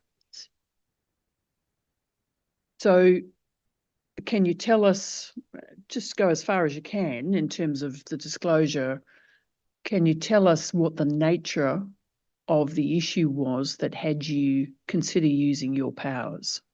No, financial. And you have a power to direct remediation, as I understand it? The performance management framework, which Deputy Secretary Geisler has talked about, does work on the focus is on improving the health service. The health service has to continue. We must keep the hospital going. So we've got to work to improve it as we go. And they are that's how our performance management framework works. In an extreme case, you could appoint a delegate to operate that health service, overriding the powers of the board? Yes. I don't know that that's ever been done, council. And in an extreme case, you could censure the board? Yes. The remediation work is obviously to keep the service being provided, but to assist the board in their governance task to bring that service up to scratch. That's correct. Have you ever considered using those powers? I know it's only a short time, but have you ever considered using those powers in response to persistent complaints of racism in the delivery of services? No, I have not. What power do you think would assist you in driving cultural change on boards that you currently don't have?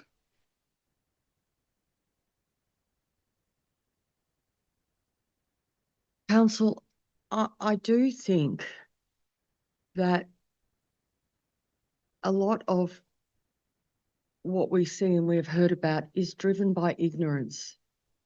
I can accept that commissioners may want to challenge me on that, and I would take their advice. But I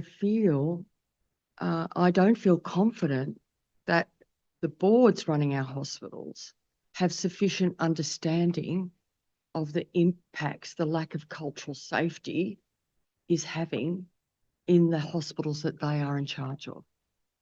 I will challenge you. The data says. Microphone. I just have to say, Minister, I have to challenge you. You asked us if you wanted, have we had contrary views to that? Well, I do. And I think we do. And your data does. The data says it. Again, I have to come back and we have to say this as Aboriginal people all the time. It's not our feeling. It's the experience. It's how we feel. But it's the experience that we have backed up by data. Now, it says it there. There's a prime example there around cultural safety. You heard of other experiences before the commission.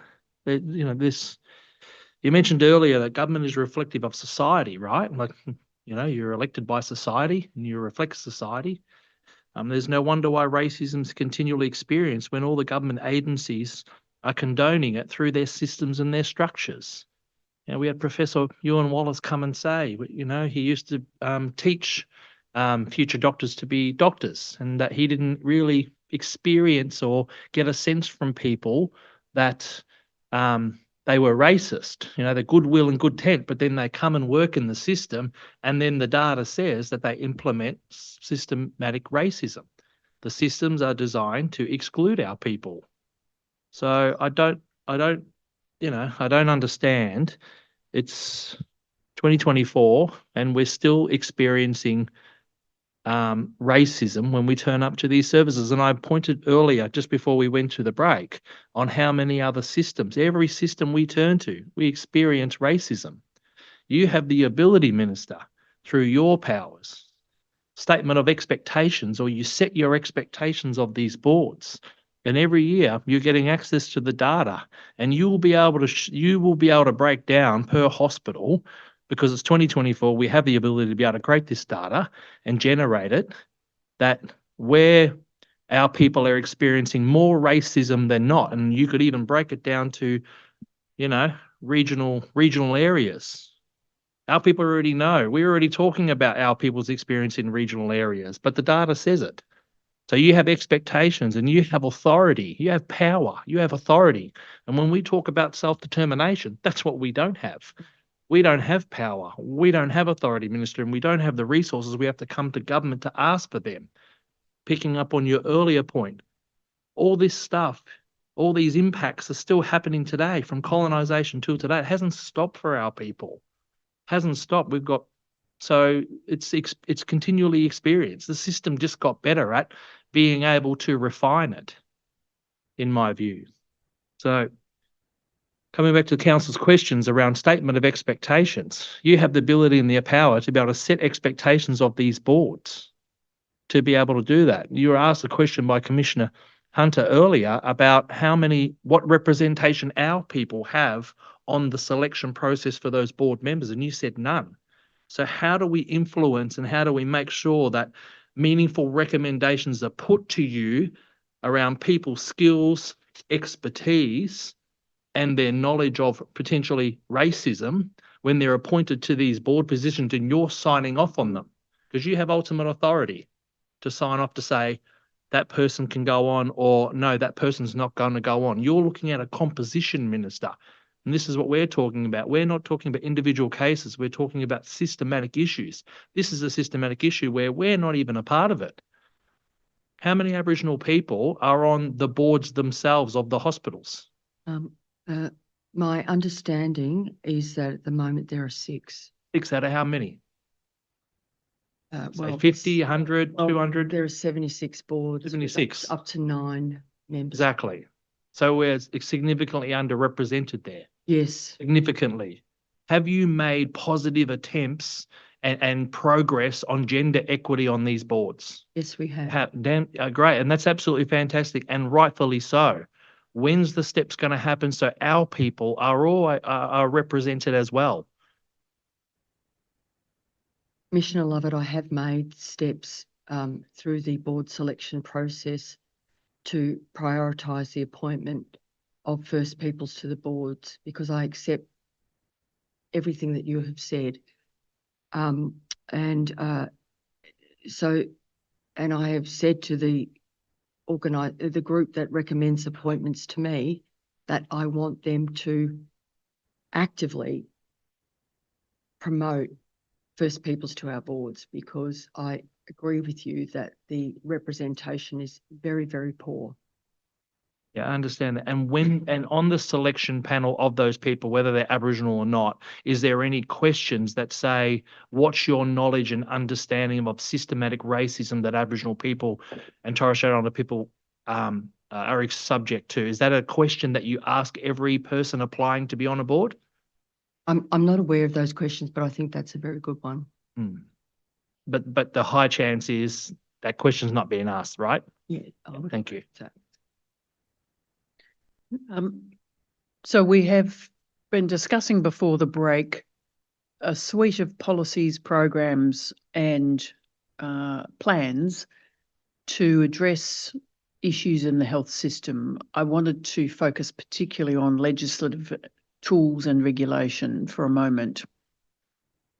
And you would agree that health equity, concepts of health equity, are fundamentally important to all citizens of this state. Yes, they are. You would agree that positive health outcomes should be the aspiration of all work by government Yes, I in do. delivering health services. You would agree that health, the highest attainable level of care, should underpin all conduct by all health services in this state. Yes, I do.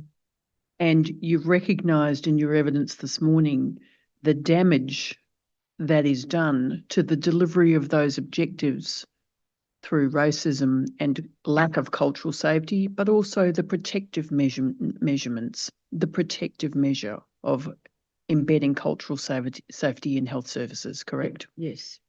So, given your commitment to setting and reaching measurable standards to deliver on these objectives, are there regulatory powers or are there legislative powers that you need to do that job properly?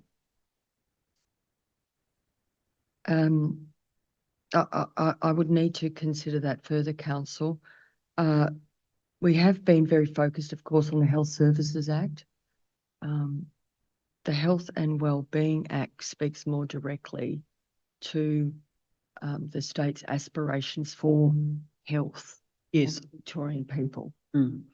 And is there anything in that Health and Wellbeing Act that currently empowers you to be the leader of the change we need to see in the health system?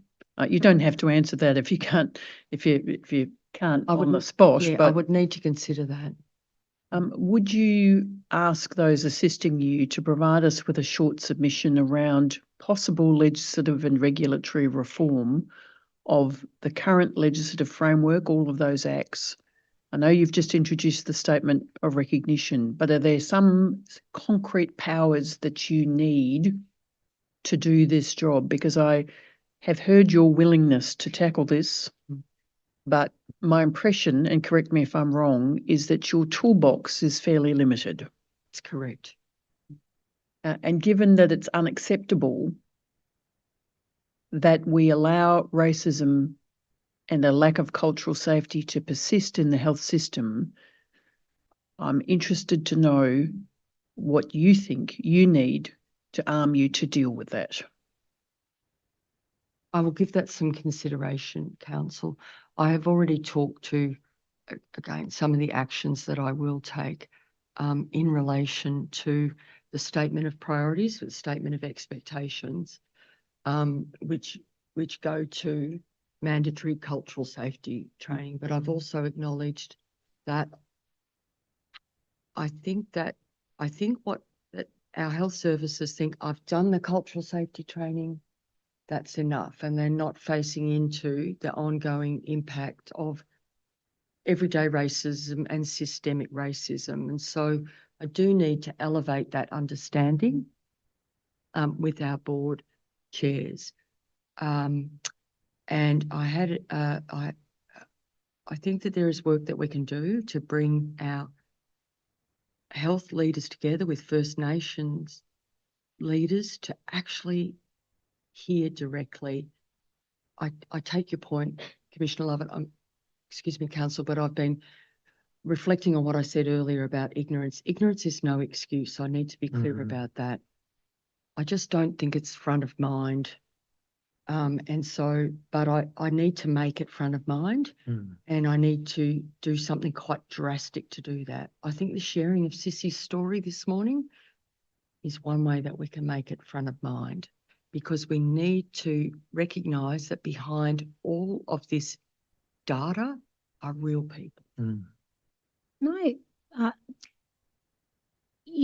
we've been sitting here talking about the racism, the biases, everything that's wrong, but it's not really measured of how many incidents there are, because the system is where you complain. And as Commissioner Lovett pointed out, all these systems, we don't have independent where we can actually put these complaints up and have them heard and feel safe enough. I don't know about you, but I don't want to complain to somewhere where I've got to go again. Right? So if I had to attend the hospital regularly, it was the only one available, either I wouldn't attend, but I probably wouldn't make a complaint if it was where I've got to go. So that complaint system is really important so we understand exactly where and how this is happening. And then I think then we can tackle it. But until we know, I would say it was underreported. So, you know, we've even asked the police a complaint system that's not run by an independent oversight complaints system. And I would say I would ask probably for similar with the health system, because it's just as crucial in the health system, if not more, for attendance. So I guess unless we understand the data and what we're dealing with and target certain areas, because it may be that certain hospitals have certain areas that are completely different in how they target it, but you can also find where there's good practice and what does that look like and what does that mean? And so how do we collect this data while also making it culturally safe at the same time? Commissioner Hunter, two things I would say in response to that. One is that I need my department to do some work with VATCHO on understanding about the Health Complaints Commissioner and whether that is perceived as a culturally safe service or not, and also what the awareness of that service is. But the second thing that Professor Wallace and I have been talking about is how can we put easily accessible tools in the hands of patients to be able to report in real time about their experience of healthcare. And as you know, Professor Wallace himself was a clinician and leader in a health service and is aware of systems in place that do enable that real-time kind of patient reporting. I can undertake to examine or seek advice on a system that we could implement, prioritising First Peoples, that would enable a culturally safe complaints process. Yeah, that'd be great. And the funding to go with it. Thank you. Can I just make another comment? You mentioned that you believe there are 6 or 7 members of boards around the state. I think Up to 9, I think. Up to 9, was it? Okay. I've got information in front of me that does tell me that from the 1st of July of this year, our Health Services Board representation will increase to 1.9%. Right. And there is and I might say there's a doubling because there's been a concerted effort to prioritise those appointments. I just wonder if it's not, if you're travelling around, not worth meeting some of these people. I happen to know one person who was on the Yoorrook Hospital Board for 10 years and is now an honorary member. She's retired. But it would be good if we've got people that are on to, you know, to hear their experiences and what's happening. Now, the town of Yoorrook is a tourist town. It's actually not a town you go to and you see the Aboriginal flag flying. It's not like Shepparton or you know, there's some of the other river towns. And so it's an interesting experience. But she had 10 years before she retired, and it's not long since she retired. Chair, I think that's a really valuable suggestion, and I'm reflecting while you speak. And indeed, it's been suggested to me by Dr. Janine Mohammed, who's now a board member at the Royal Women's Hospital, that I need to ensure that our board members know who each other are too, in order to be able to share their own experiences in this environment. So thank you. I think that is something I will take up. Just coming back to measures of equity or health outcomes, we have the closer gap targets, and there are 4 principal measures relating to equity of health outcomes at a national and state level. So life expectancy for males and females, proportion of babies with healthy birth weight, and the number of people taking their own life included in those, and various supporting measures linked to those. Then we have measures of equity for health outcomes at the state level, and the framework document sets out a number of health measures within the children, family and home domain and the health and wellbeing domain, correct? Correct. Now, this is not a memory test, but there's several goals set out under the data dashboard reported on, and that's goal 11, health and longevity with various measures beneath that. Goal 12, Aboriginal Victorian access the service they need. Goal 13, health and community services are culturally safe and responsive. And goal 14, Aboriginal Victorians enjoy social and emotional well-being. So there is a level of measurement and reporting against those health equity measures, correct? Correct. And does the department track the delivery of these programs that address health equity by reference to these measures or in any other way?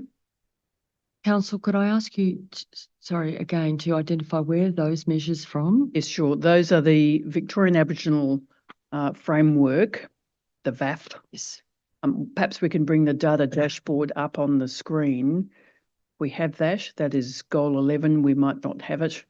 I Goal- know the those framework, goals. yes. So, for example, beneath goal 11, health and longevity, life expectancy at birth, proportion reporting excellent or good, very good health status by sex, rates of smoking by sex, rates of hospitalisation for potentially preventative causes, incidence of cancers, and so on. So there's a number of measures there. And under goal 13, and we've been talking a lot about this, health and community services are culturally safe and responsive.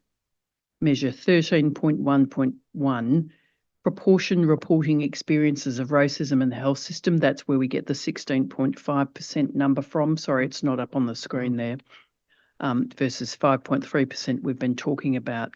So there are a number of measures there, but this portal is not publicly available. So that's my first point, is that this is all very useful information for establishing the outcomes that you've committed to, health equity, but it's the majority of these measures typically reported on an annual basis or tracked in digital reports, but not publicly available. So my first question is, would you support making that portal available, at least to VATCHO and the ACOs? Councillor, I'm not entirely sure, but I think that the Victorian Aboriginal Affairs Framework data report is held by the Department of Premier and Cabinet, and that my department provides data to that, but I'm happy to find out for you. So I don't know that I have authority to respond to that. But in terms of making more data available to VATCHO, it is one of our commitments under the action plan. My reflection on data is that there's a lot of it collected.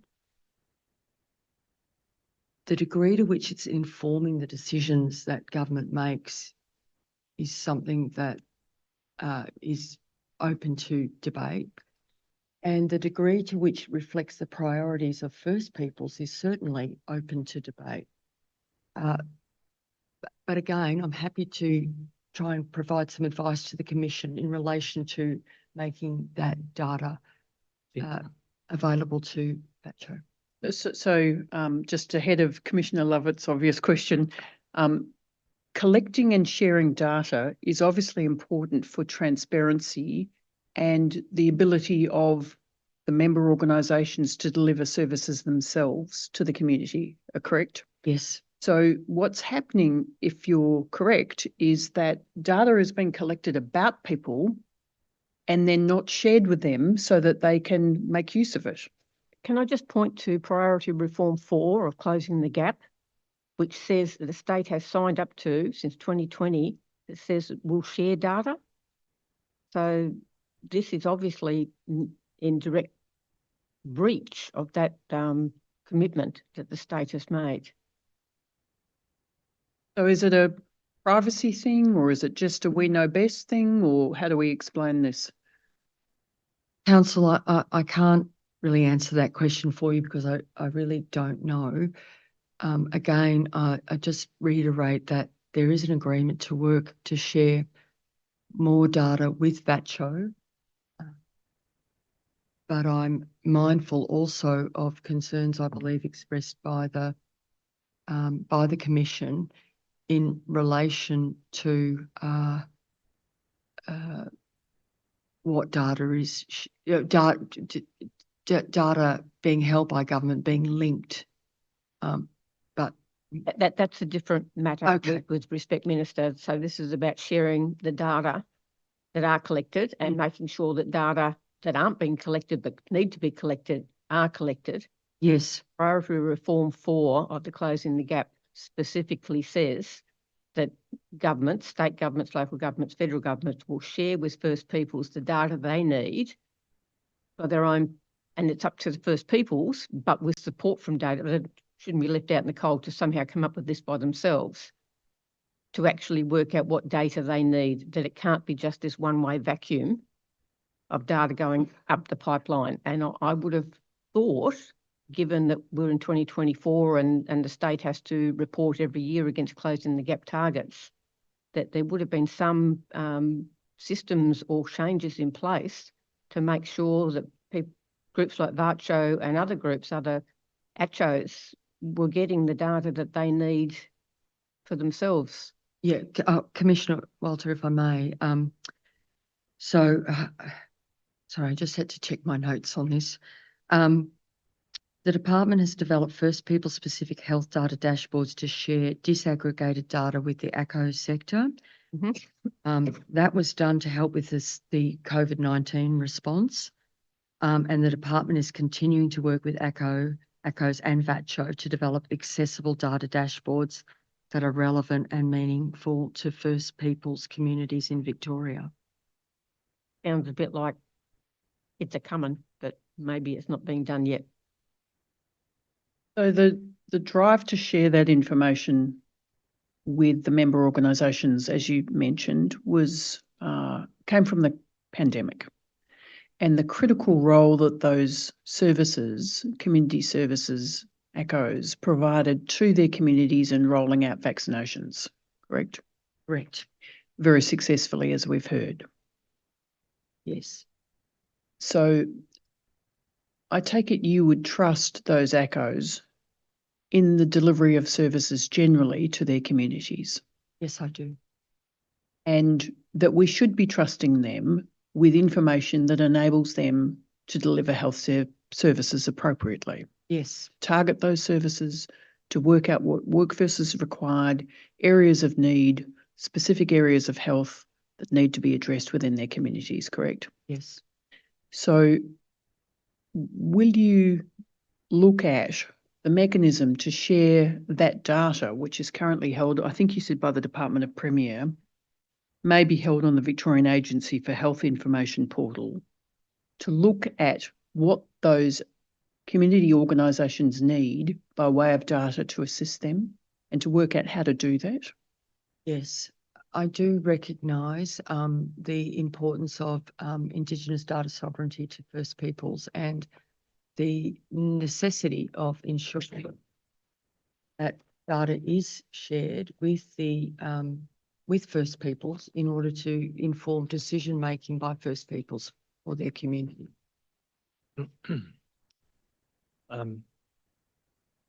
We reflect very deeply on our roles, and one thing that hasn't sat well with me, that's just reminded me today, and we had a senior bureaucrat come here, Minister, in the child protection and criminal justice hearings, and say that it wasn't his department or the department's role, particularly around Aboriginal children, overrepresentation in out-of-home care in the child protection system, and it was remiss of me not to pull that person up at that point in time, because there was an inference that DPC has a role.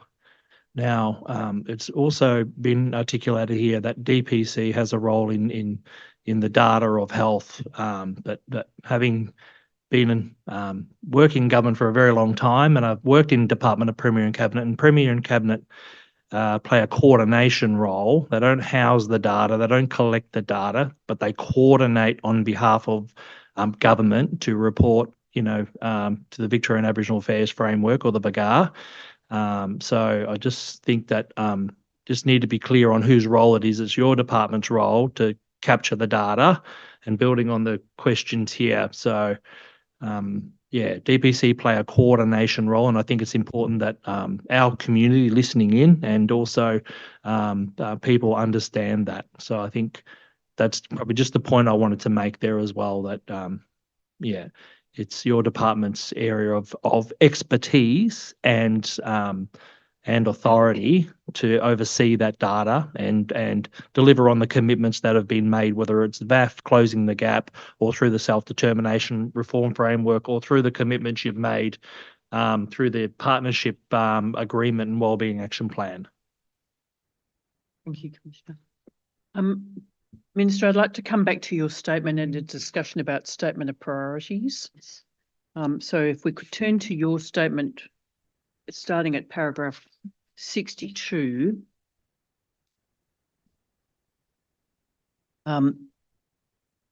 As we've explored, health services operate independently of the department. However, as part of the designing, funding and regulating the health system, each service is required to agree to a statement of priorities, correct? Correct. And they report to the department on those key performance expectations, targets and funding for the year, including any Victorian government service priorities that have been set. Correct. Since 2021, this is now your statement at paragraph 75.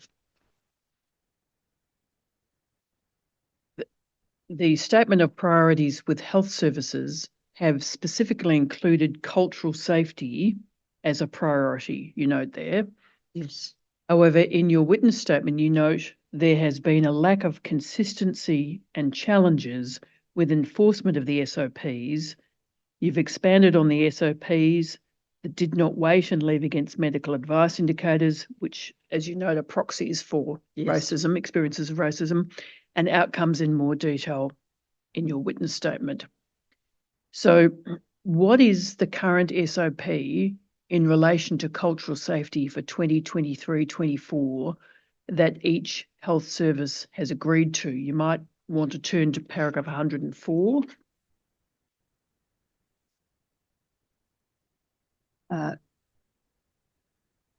Each health service has agreed to improving equitable access to healthcare and wellbeing, ensure that Aboriginal people have access to a health, wellbeing and care system that is holistic, culturally safe, accessible and empowering.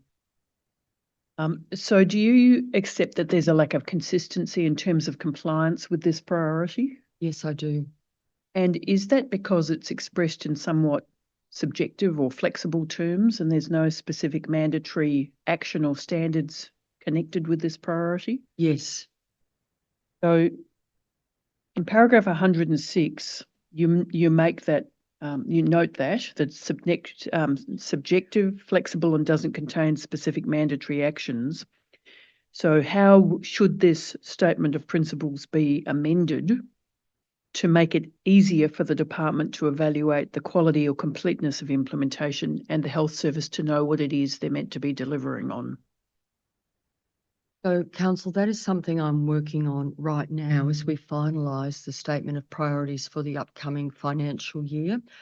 As I've indicated already, I will be mandating the delivery of cultural safety, so we need to think about the way in which that is expressed, so that it is very clear that it must be done and that it must be of a high quality. Secondly, and my own intro to each of the statement of priorities, I have requested that a statement about my commitment to anti-racism be included as a ministerial priority for the upcoming financial year. You also note in paragraph 107, the accountability mechanisms for SOPs are not strong for qualitative priorities like cultural safety, and performance is monitored by self-reporting to the department on their plans, actions and progress. So a health service could say, yes, we ensure that Aboriginal people have access to health, wellbeing and a care system that's holistic, culturally safe, accessible and empowering because one person said so, for example. Yes. That's plainly inadequate to the task, isn't it? Yes, it is. The department convenes quarterly performance meetings with the health services, during which time those performance issues are routinely addressed. And ahead of those meetings, health services have to report to the department on how they're meeting the priorities set out in the statement of priorities, correct? Yes. What happens if the department considers that a health service is not adequately achieving progress on this priority? I think as Deputy Secretary Geisler sought to explain, that remediation processes are put in place in order to bring the health service up to the standard that is expected. And as you say in paragraph 108, you're not aware that this has ever occurred with respect to cultural safety. That's correct. So what's the missing piece here is that there's no accountability for that the measure itself is not concrete enough, and there's no real accountability around that priority. Would that be Yes. fair? Yes, I agree with that. So what could be done to enforce or stress the seriousness of this priority? So it goes to my earlier point that I've asked Ms. Geisler to consider how we can word this in the upcoming statement of priorities to make it very clear that that the expectation, well, it's more than an expectation, that cultural safety is mandated, and that we will need, it will be a part of the quarterly performance conversations. The other point with the new framework that's being implemented, and be clear, what health services seek through the framework is autonomy. As you progress, as you get better, you get more autonomy. But in order to achieve that highest rate of autonomy, you will not achieve it if you do not meet the cultural safety measure. In fact, you will not be able to progress through the framework unless you have achieved. So in paragraph 110, you talk about the two, I'll use shorthand here, racism proxy measures. Sorry, Ms. McClure, can I just go back to 108? You've got, however, I'm not aware that this has ever occurred with respect to cultural safety, but you have the power to do it. The remediation plan. Correct. And it's never happened so far, but you have the power to do that. Well, my department would do that, Ms. Commissioner Hunter, but yes, they do. But it's never been done so far. Correct. Would you say right now that there is even one hospital that it's the cultural safety standard? I can't answer that question because I don't know the answer. You've got to reach the cultural safety standard, but I just feel like it's just an add-on, as cultural safety always is. And unless we do something drastic about it, it's not going to happen. And our people just won't access health services. And when they do, it's too late because they're dying. And I think part of that, Commissioner Hunter, is reframing the way I talk to health services about it, to make it clear that the only way that safe care can be delivered to First Peoples is if it is culturally safe. So it's not an add-on. It's not a nice to have. It is absolutely central to the obligation that health services have to deliver the care that First Peoples need and deserve. If we're talking about ramping this up and making it mandatory, then there could be a remediation plan in the near future. Correct. And the department would be prepared to do that. Absolutely. In terms of how these priorities can be escalated, if you like, to performance responses. In paragraph 118, you indicate, as with the did not wait indicator, the department uses the performance monitoring or PMF framework to understand local success factors and seek remedial action where needed. And then from 121 onwards, you talk about the new performance management approach. So I'm interested to understand the escalation options, and you might refer to 125, the placing of health services on different tiers, just to explain those formal accountability escalations and what is intended under this new management approach. Yes, and I might preface my answer by saying that I'm yet to sign off. I've got the brief and I'm yet to sign off on it because we're still working on the wording as it relates to cultural safety to make sure it achieves some of the objectives that we've talked about today. And as I've explained earlier, we are working to this, that the highest level that you can achieve is enhanced autonomy. But in order to do that, health services need to be able to demonstrate progress on what I accept are only proxy measures for cultural safety. And the escalation options you have available to you where there are significant concerns about cultural safety and a failure on the health services part to design and implement an effective plan to address such failures include, this is 125, measures such as independent reviews and audits, mandated improvement plans, and the appointment of a ministerial delegate to the board of the health service. That's correct. And have you signalled to health services that you intend to take these measures very seriously if they fail to reach cultural safety standards? I've not yet had an opportunity, either face-to-face or in writing, to indicate the seriousness with which I take these, but that will happen in the letter that I send with the statement of priorities. And is the mandatory training that you are planning to introduce around cultural safety something that you think will contribute to that signalling of seriousness on your part? Yes, I think it will. Do you have a sense yet what that cultural safety training will involve? There's a lot of cultural safety training that has occurred in our health system, but as I indicated earlier, the advice that I've received is of variable quality. I would take my lead from our Chief Aboriginal Health Advisor in VATCHO, and indeed the work of the Luicha Institute and others on what constitutes the best training, because that is the training that should be delivered. On that training, do the boards get that training? Yes. They do. And is that delivered via an e-learning model? It will vary, Council. I would say, though, that my, with understanding my limited knowledge, that it doesn't strike me as the type of training that lends itself to e-learning.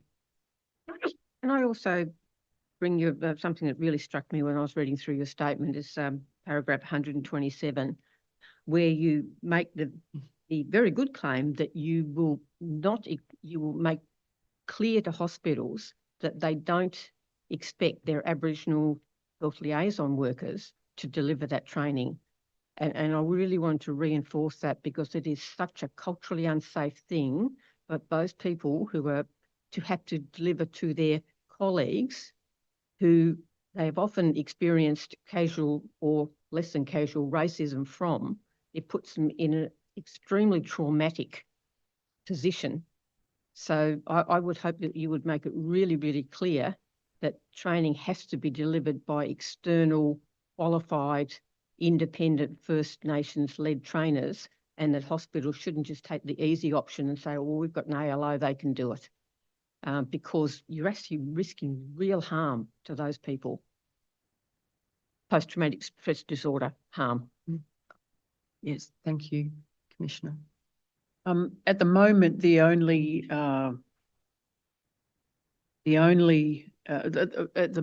Public Service Commissioner conducts an annual People Matter survey across the public service to gather information, including about discrimination in the workforce, correct? Yes.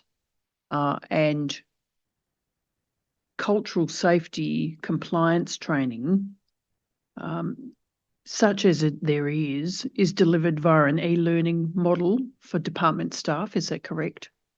I'm not sure. Okay. Council.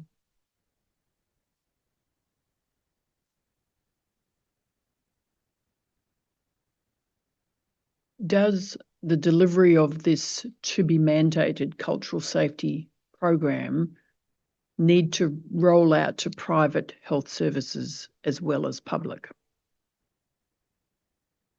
The need would be there. Yep. So, And do you have the powers and mechanisms to ensure that that happens? no, I don't. What do you need to ensure that the private sector, whether it's denominational or privately owned, non-denominational, adopt cultural safety priorities? I'm not quite sure. I may need, that may be a power that rests with the Commonwealth, but I'm not sure, Council. If it's for the Commonwealth, obviously that's a matter for them, but you have a forum at which the ministers, health ministers meet, and you would see the benefit of this being a uniform principle across the country. Yes, I take would. it. If that is a matter for the Commonwealth and all national governments, will you raise that at that level? Yes, I will. From a Victorian point of view, surely we would have mechanisms around regulatory expectations on private hospitals. I understand that some of it does go into the Commonwealth, or maybe most of it, but surely in Victoria we'd have some kind of minimum standards. Not an expert in the space though. The advice I have is I cannot provide directions to private hospitals. So there's a big gap there, Yeah. correct? Minister? Yeah. Do you accept, sorry, we're toing and froing. Do you accept there's a big gap in your ability to regulate the delivery of health services in the state? I do, though I note from the advice that I have is that the secretary of my department is responsible for registering private hospitals. The secretary also has powers to monitor and enforce compliance with regulatory obligations, and that private hospitals must comply with requirements of the Health Service Establishments Regulations of 2013, which are designed to support safety and quality of services and allow regulatory oversight. Do you have an ability to place conditions on registration? Council, I can advise that I do have power to prepare guidelines to be made by Governor and Council that the Secretary must consider when determining whether to register a private hospital. I do have a power to revoke a private hospital's registration in certain circumstances, including where there is a serious risk to patient health or safety. And there's a little bit more information there. But you'll note, sorry, Council, I did say I don't have powers. They've not, to my knowledge, ever been that one power is not, to my knowledge, ever been exercised by Minister for Health. I'm not asking you a legal question here, but it may have a legal ramification. If racism and lack of cultural safety was considered to represent the sort of risk that warrants conditions on registration, then you would have the power to act, correct? I may have. And if you don't, from a legal perspective, that would be a useful power to have. Would that be fair? I would need to consider how and take advice on how various acts interact together and what powers they may or may not give me. We've heard examples, sorry, not that the Commission has heard, but I'm aware of examples where teaching hospitals delivering health services in New South Wales have had accreditation for training withdrawn as a consequence of, in that case, persistent bullying and sexual harassment. Are you aware of those mechanisms available to you or others that could be brought to bear in the case of persistent racism? No, I'm not. The training of staff is obviously fundamental to the ability of hospitals to operate. effectively, Correct. particularly big training hospitals. And that is obviously a lever that would be very useful in addressing anti-racism strategies. Do you agree?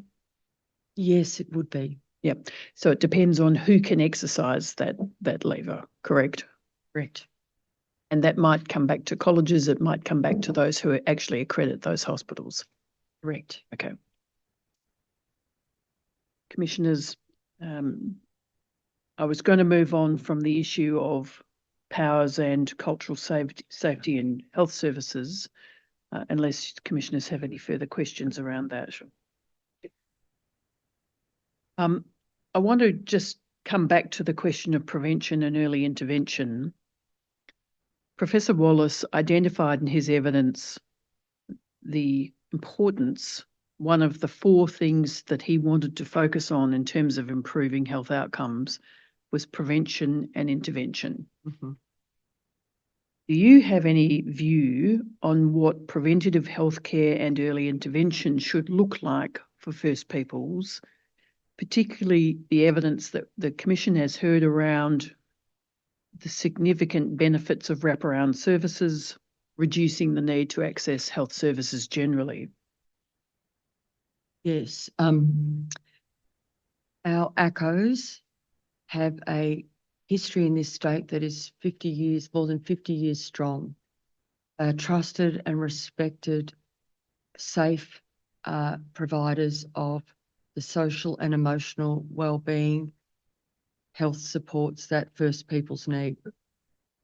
I have had now the opportunity to visit many ACOs and see for myself the way in which care is delivered and the way in which programs and services are designed around the particular needs of our community.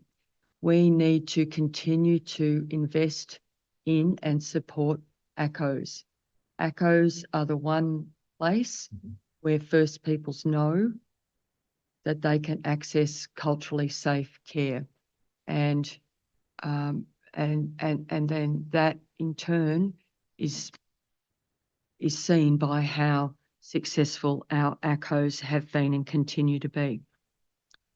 I had an opportunity to read Professor Wallace's evidence and indeed to reiterate a commitment that we have to increasing prevention and early intervention by doing 2 things, or 3 things really. The first is the funding that has already been made available to VATCHO, $35 million to enable access to urgent care. The Commission may be aware of our government's establishment of priority primary care centres. This is another avenue to seek care for urgent but not life-threatening emergencies, which means not that you don't need to go to an emergency department. We wanted to provide that same, and VATCHO asked for that same service to be able to be delivered to First Peoples. So that work is happening.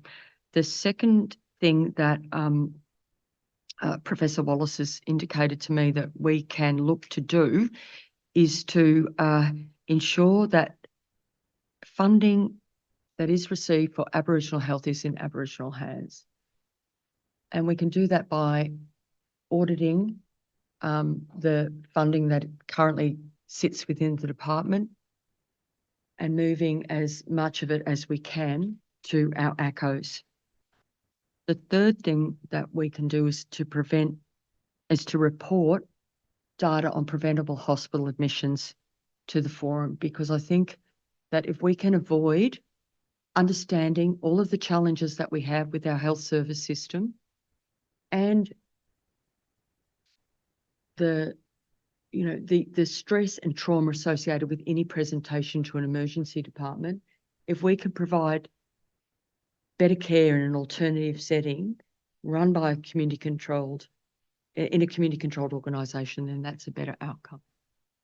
In paragraph 132, you note that only 0.2% of the department's spend on health and wellbeing services is invested in ACOs in 2023 to 2024. targeted to prevention and early intervention. So given what you've just said, is that percentage share insufficient? May I explain, Council, that the percentages Yes, in a please. little bit more detail if I can? The information that is provided in my statement gives you a percentage of the overall spend. It's probably, and I acknowledge that the comparison as it is there looks extremely stark. It includes ACOs, it includes community health providers, and it includes mainstream hospital funding. But if we look at the type of care that our ACOs provide, then it is best compared with other services that provide primary care, so which are our community health services. And when you make that comparison between ACOs and the community health service funding, the percentage changes to somewhere between 4 and 7%. But Council, I accept Professor Lovett's evidence that we can't talk about when it comes to First People's health, it is inadequate to talk about quality. We need to talk about equity. And so we need to consider the equitable distribution of funding. Can I just pick up on that funding there? We've spoken about this is despite the importance of ACO's holistic model of care, which prioritises culture. Yes. And then if you go back to your statement in 20, paragraph 20, our current system and funding agreements do not sufficiently recognise the importance of connecting to culture, the social and emotional wellbeing of First Peoples. This includes through the provision of space and time for community to meet, talk, and culturally safe places that only. So you're not funding it's just contradictory to, is culture not, I think if you've seen Professor Ray Lovett's evidence, culture is a protective factor, Yes. yet we're not funding it.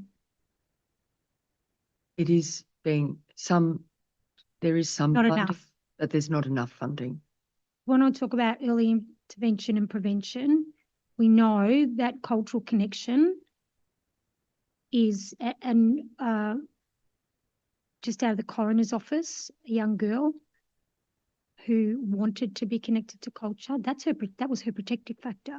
And in the coroner's findings, it talks about keeping people connected to culture and community, that safety aspect.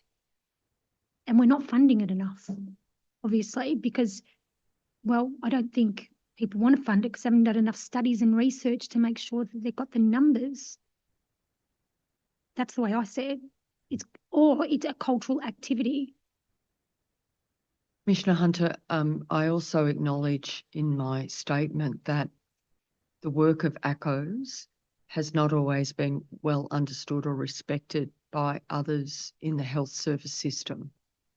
And it's my job to champion the work of ACOs because I see for myself, as you have said, the protective nature of connection to culture. It's in the wellbeing strategy, action plan, the cultural and health outcomes. We go through every single strategy and framework that says connection to culture. We need to be connected to community, all of that, but it's not seen as important enough to fund to make sure it happens. I acknowledge that. And do you understand that adds to the high suicide rates of our people? Yes, I do. So that is really important that that's funded and funded correctly for our mob. Yes, it is. I was going to ask the Minister some questions around funding of ACOs, but there's a lot of funding information in the Minister's statement, including from around 247 onwards. If the Commissioners have any issues with that, they want to raise. Otherwise, I'll turn to the key challenges for ACOs and ACHOs in delivering health services. And the RFI response of the department around funding, which you may, I hope, have handy there. Yes, I do. So, Minister, you agree that the ACOs and ACHOs play a pivotal role in providing health services to First Peoples? Yes, I do. Pardon me for a moment, we might have a change of chairs. I don't want to drop my book, excuse me. Thank you, Chair.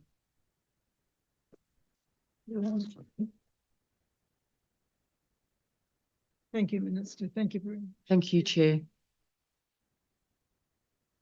The department's list of funding for individual ACOs range, this is an XRA, Commissioners, from approximately approximately 600,000 to 1.4 million in 2023 to 2024. Do you have an XRA there? I'm afraid I only have an extra B. Okay.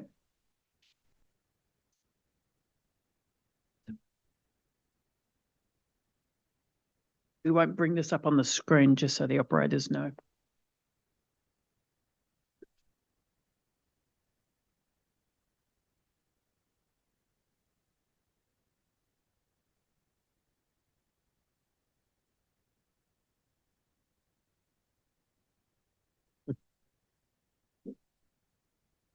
So there's some sensitivity around this document.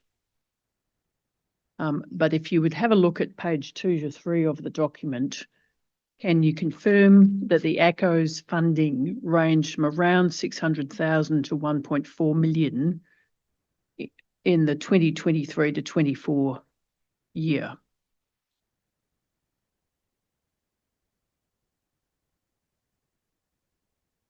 Council, which If you paragraph? look at page 2 to 3, Yes, document, yes, yes. Oh, yes, thank you. I see. Yes. Yeah, I have that now.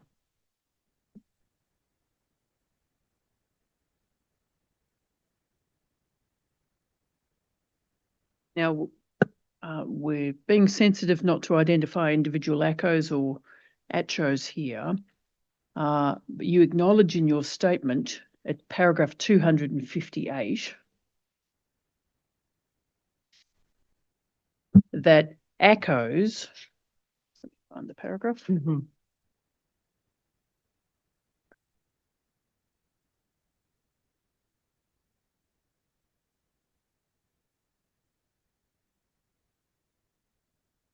this is 258C on Yes, of your statement.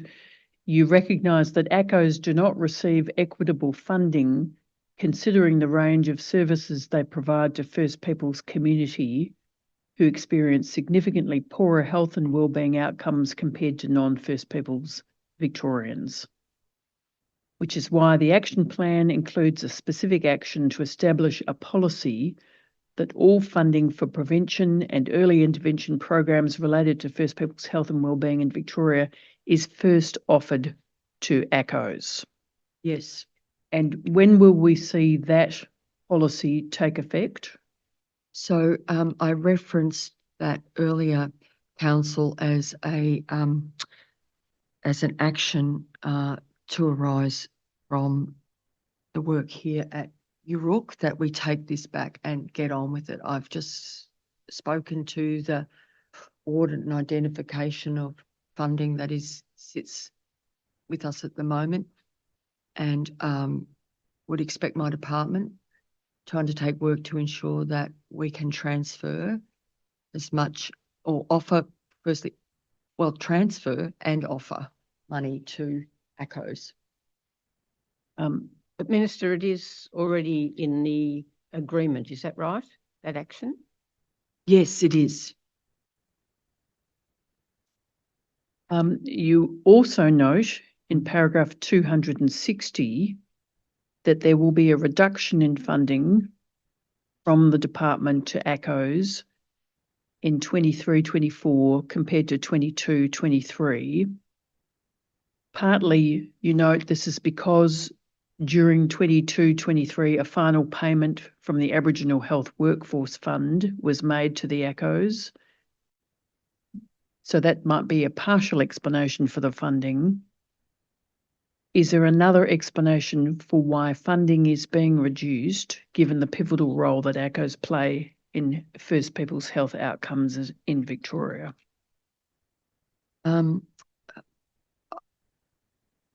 Funding for ACOs comes from both the Health Department, but a range of other government departments and the Commonwealth. There are various funding streams for which ACOs would apply for funding. My understanding is that any reduction in funding to ACOs is as a consequence of the reduction in funding being delivered more broadly as we move out of the emergency response phase to COVID and into treating COVID as BAU in the system. I'm just really interested in paragraph 260, the reference to the reduction being in part because of that final payment and the response to COVID. So what's the other part? What's the other part of the justification for the reduction in funding? I don't know the answer to that question, Council. Well, given the critical role that ACOs and ACHOs play in delivering First People's health outcomes, would you undertake to look at that for us and tell us why that is? Is it a policy decision to pull back that funding, or is it simply this was a surge fund for COVID that's now being reallocated elsewhere in the healthcare system? I undertake to find that out and provide that information to the Commission. Thank you.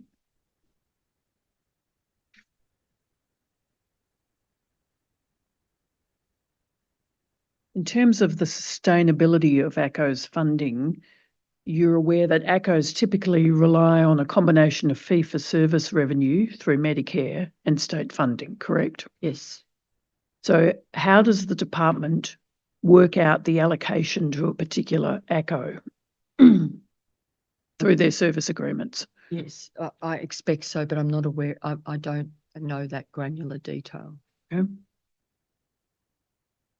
Can I just ask and look, you may not know this, but we've heard evidence that with the Medicare system, it doesn't work for First Peoples because our consults are longer.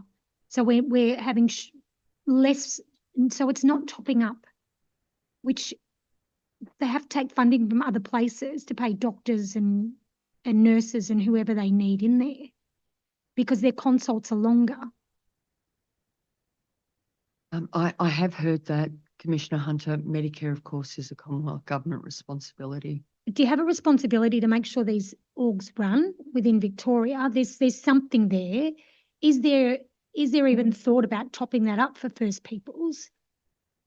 Because that's where they feel culturally safe. That's where they're going to go. Yes.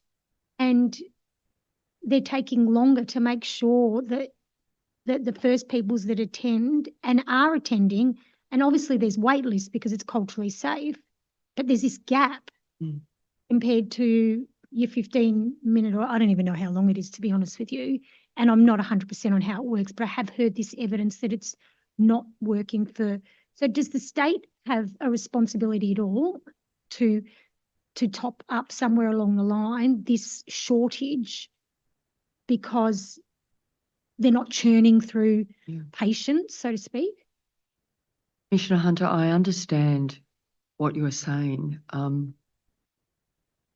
As a state government minister, I don't want to let the Commonwealth government off the hook for things that they are responsible for. Again, this is a topic that would well lend itself to being raised at the health ministers meeting when states and territories ministers meet with the federal minister. Would you take that there? Yes. And could you feed back to the Commission? Is that? Thank you. Yes, I can. I'll undertake to write to Minister Butler. Right, thank you. Minister, I wanted to ask you some questions that have raised by VACCHO's submission. For the record, this is NUT.0001.0445.0003. number of issues that they raised to invite your response. Are you familiar with their submission? Have you had an opportunity to review that submission? Yes. The first issue concerns co-design, and their submission states that the fundamental challenge is the state do not see ACCOs as an equal part of the health and wellbeing system as it does public health agencies. This is page 52 of their submission. And by way of example, they point to the public intoxication reforms and submit that the state often expects them to deliver services that ACCOs have no involvement in designing. So can I invite your response to that submission? Yes, I accept that. I do need to point out that I'm not the minister responsible for the Public delivery. intoxication reforms, that's justice. Well, it's actually Minister Stitt. Alcohol and drug policy sits with Minister Stitt, but I accept what you've said. In terms of sustainable funding, the submission is made that ACCOs typically rely on that combination of fee-for-service and state funding, requiring them to apply for funding for each activity they carry out, numerous applications, detailing the amount requested, how funds will be used, the outcome measures, and so on, which they've described as short-term piecemeal funding. And the Productivity Commission has recommended a transition to 7-year funding agreements. You're aware of that recommendation? Yes, I am. The information provided by the department shows the prevalence of fixed-term 1-year contracts in terms of funding of ACCOs. Are you familiar with those numbers? This is set out. Yes, I am. So do you agree that short-term contracts and funding for those contracts actually inhibit the delivery of services by ACCOs? Yes, I do. And obviously they're not ideal. They need security, both in terms of retention of their workforce and in order to plan for the long term. Correct.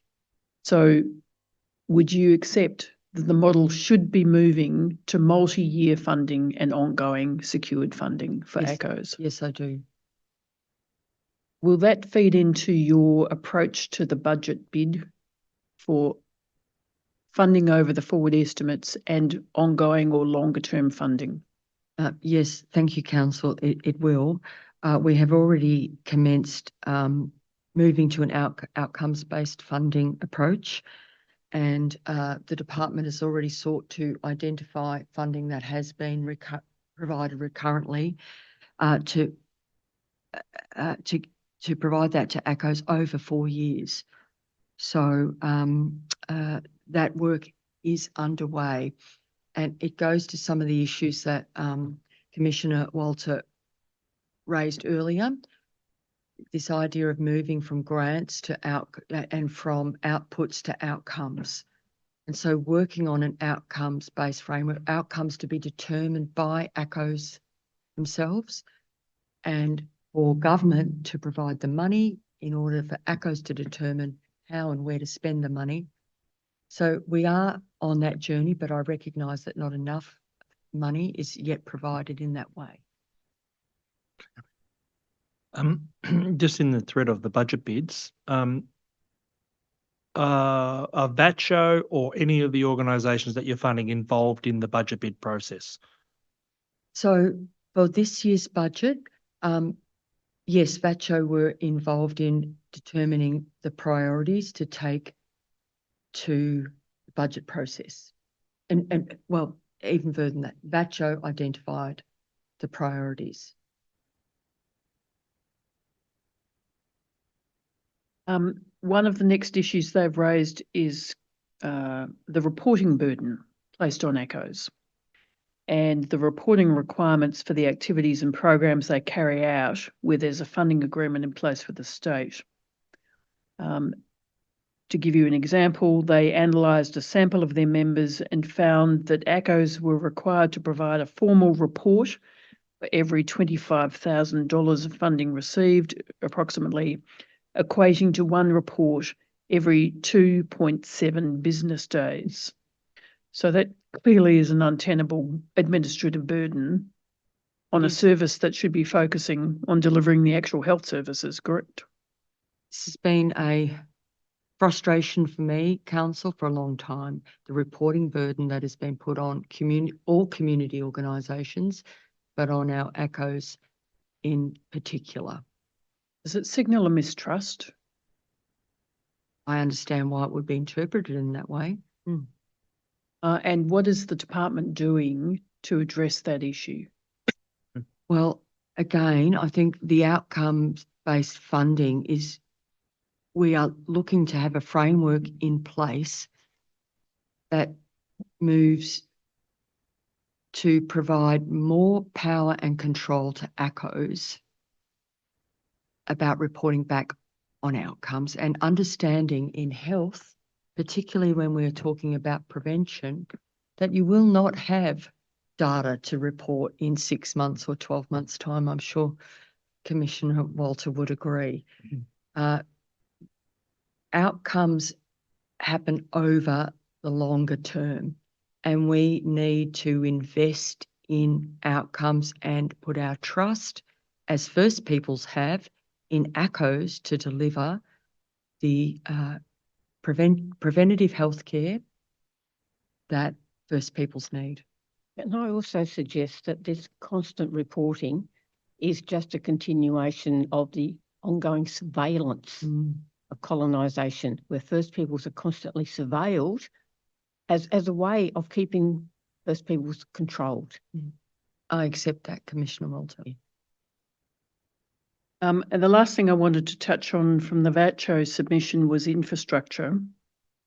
They note that in an assessment of 50 buildings used by 32 ACOs, 17 were found not to be suitable for current functions, 21 fell short of current standards, 2 had poor or unsuitable structure, and 6 had poor accessibility. So leaving accessibility requirements out of the equation, although that's clearly a critical issue for health services, 80% on my numbers fell short of adequate standards. So are you aware of those sort of numbers? Yes, I am. And is that okay? No. Then what are we going to do about it? Like, that's not, we're trying to deliver healthcare to the most vulnerable, and we can't even get a building that is up to standard. Commissioner, the Victorian Health Building Authority, which reports to me as Minister for Health Infrastructure, is now working with VATCHO on a pipeline of work in order to provide that necessary investment into our ACOs. But I don't want to pretend that that is enough. Just people are going to a service, and the standards are set for a reason, correct? Correct. And so how do we meet these standards when we're getting, let's put it like, really crap accommodation or buildings to service our people, and not enough funding to service our people? Like, it's just, we get these breadcrumbs, from the table. It's just not good enough. And no, I just can't.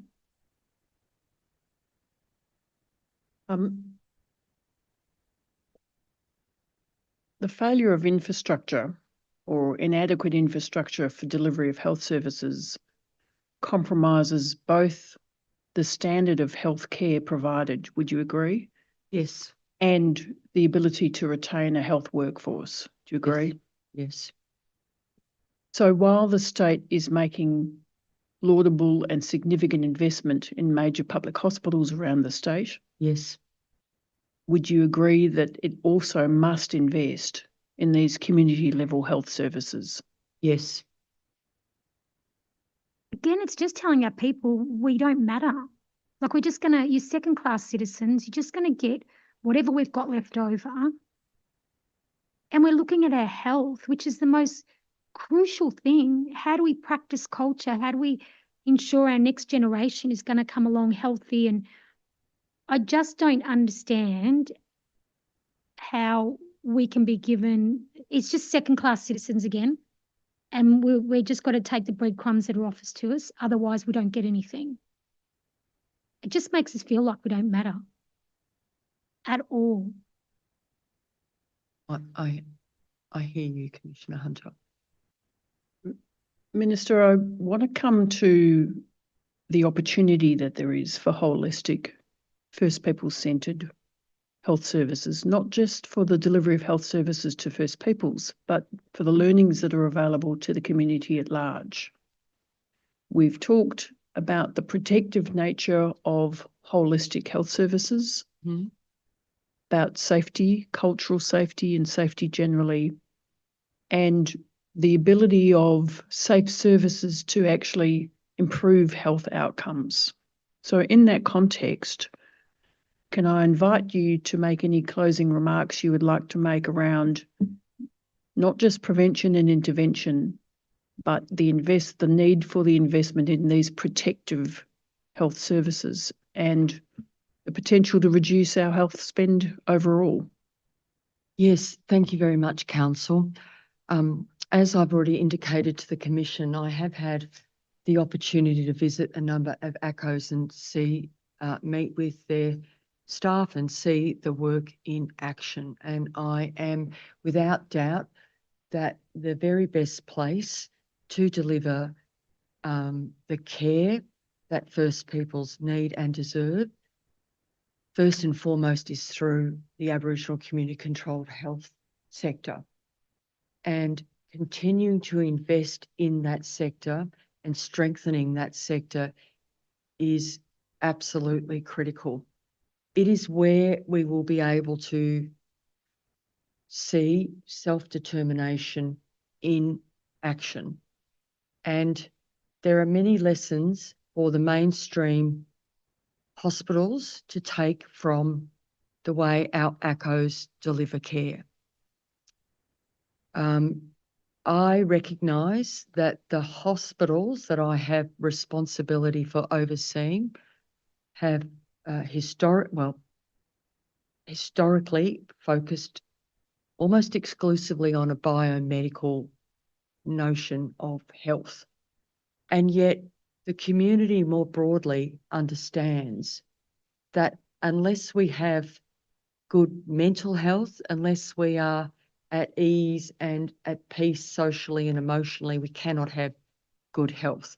And that notion of wraparound care, tackling the physical health needs, the social determinants, and the protective factors of culture, that we need to celebrate what our ACOs do and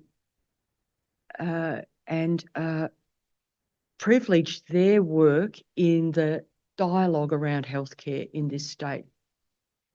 Auntie Jill and others have so much to offer and teach, and I want to, I've talked about setting up a dialogue between our board chairs and our ACOs for the mainstream health service and ACOs. I think that's a critical thing that I can do and that I can take away from my the opportunity to present to you and the experience of being part of Yoorrook. I do want to thank the commissioners for this opportunity to appear before you and reiterate my opening remarks that this has been a very humbling experience for me. And I thank you for the commentary throughout our hearing today, the advice that you've given me, the things that you've asked me to do, and the fact that you've said to me that I need to use my powers that I have to deliver safe care, safe health care for First Peoples. And safe care for First Peoples cannot be delivered unless it's within a culturally safe environment. I thank you for the opportunity to appear before you today.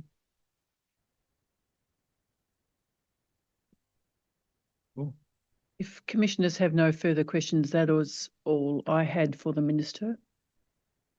Maybe just one more, sorry, just about, sorry, No, I tend to do this all the time. Can you just, so we talked a bit about, funding, paranoid, my mic's not on now, funding for, services to ACCOs and BACHO and so forth, but what about broader investment in closing the gap? So we get the BAU that's funded, and we understand that. We talked a bit about that. But what kind of funding has been committed to broadly to close the gap from a Victorian implementation plan point of view? Yeah, thanks, Commissioner Lovett. So it is the Aboriginal Health and Wellbeing Partnership Agreement that is the way in which we have worked with community to deliver on our commitments under closing the gap. If you like, the closing the gap targets and the work that's needed to be done to achieve those targets has been subsumed into this document, which is the primary document now for the delivery, for the actions that community have told us will help us work towards closing the gap. And you have committed here today to actually implement that final measures, indicators, and outcomes that will actually allow community and your own department to see if what community have and ACCOs have put forward as their key priorities are actually being delivered and in a timely manner. We don't have to wait till 2033 to find out. Yes, Commissioner Walter. You could also commit to Commissioner Hunter through her questions around an independent oversight, particularly around hospitals and reporting around cultural safety and racism. What does that look like in the context to your department's performance? Independent oversight from our people getting access and responding.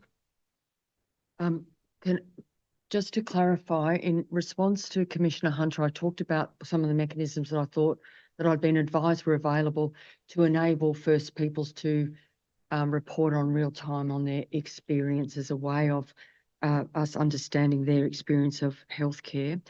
I understand that throughout Yoorrook and indeed in other conversations, including potentially at the Assembly, that there has been conversation about what would a productivity type commission look like here in Victoria? Is that what you were leaning into?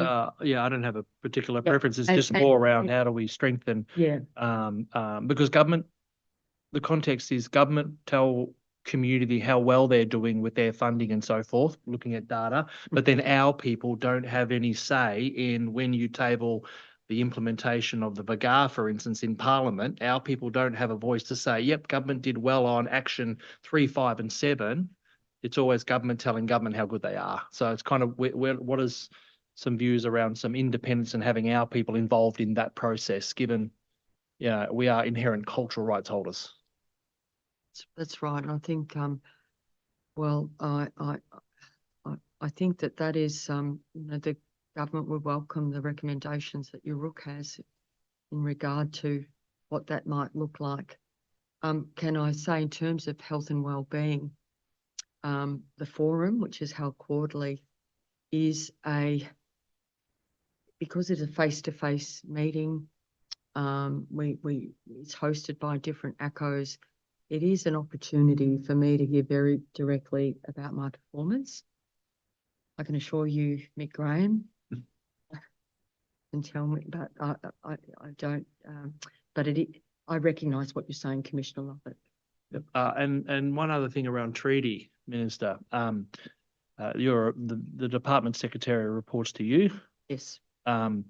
What's your views, thoughts around treaty preparedness and expectations around your department being treaty ready? So I know that quite a lot of work is currently underway in order to be treaty ready. I have not received a briefing on that work to date, but I also wanted to be very clear that my expectation to my department is that we do not wait for treaty. We have important work to do now. And that's really important point that we haven't actually got clarity on previously from a number of people come forward. But in the context to treaty negotiations, though, just to separate that for a moment, they need to be thinking about what kind of power and resources and authority they need to transfer to communities as well. You have an expectation on them doing that work? Oh, absolutely, Commissioner. Because the reason why we're asking a lot of these questions is the Premier came forward and gave evidence, and she said some departments will be ready and some might not be. And that's a bit of a barrier because community are having to mobilise themselves and come together through the First Peoples Assembly and traditional owner groups around treaties. We're having to do all that work and we don't have the billions of dollars in resources and the infrastructure. But we've got the brains trust as a people, but we don't get clarity that the government, and in particular the departments, are getting ready, because that's a lot of work involved in that. Commissioner Lovett, in preparation for coming here today, I did check in on the work that was being done, but I have not had a formal briefing and I will now request one. And another last one, not that it's least important, but last one. I did ask the Secretary of the department around opportunities for our people, particularly in leadership roles, and making sure that our people are briefing ministers on the issues that affect our lives. Now, your department doesn't have a deputy secretary level position and other departments do, and I would encourage you to have conversations with him about making sure that there's opportunities for our people to sit at the table in an equal way. And I understand that when there's considerations around these types of things, I think the articulation that he gave was level of complexity. I asked a number of questions around the complex system and structure of the health system, and he couldn't give me many answers to those, understandably.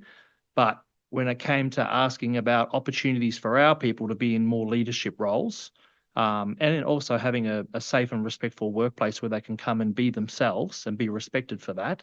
But opportunities at the leadership level, I'd encourage you to have a conversation with him about, and I'm not talking about personalities, just opportunities for our people at the most senior levels, because our people and the situation that we find ourselves in is incredibly complex because we've got the answers, but we're not being listened to.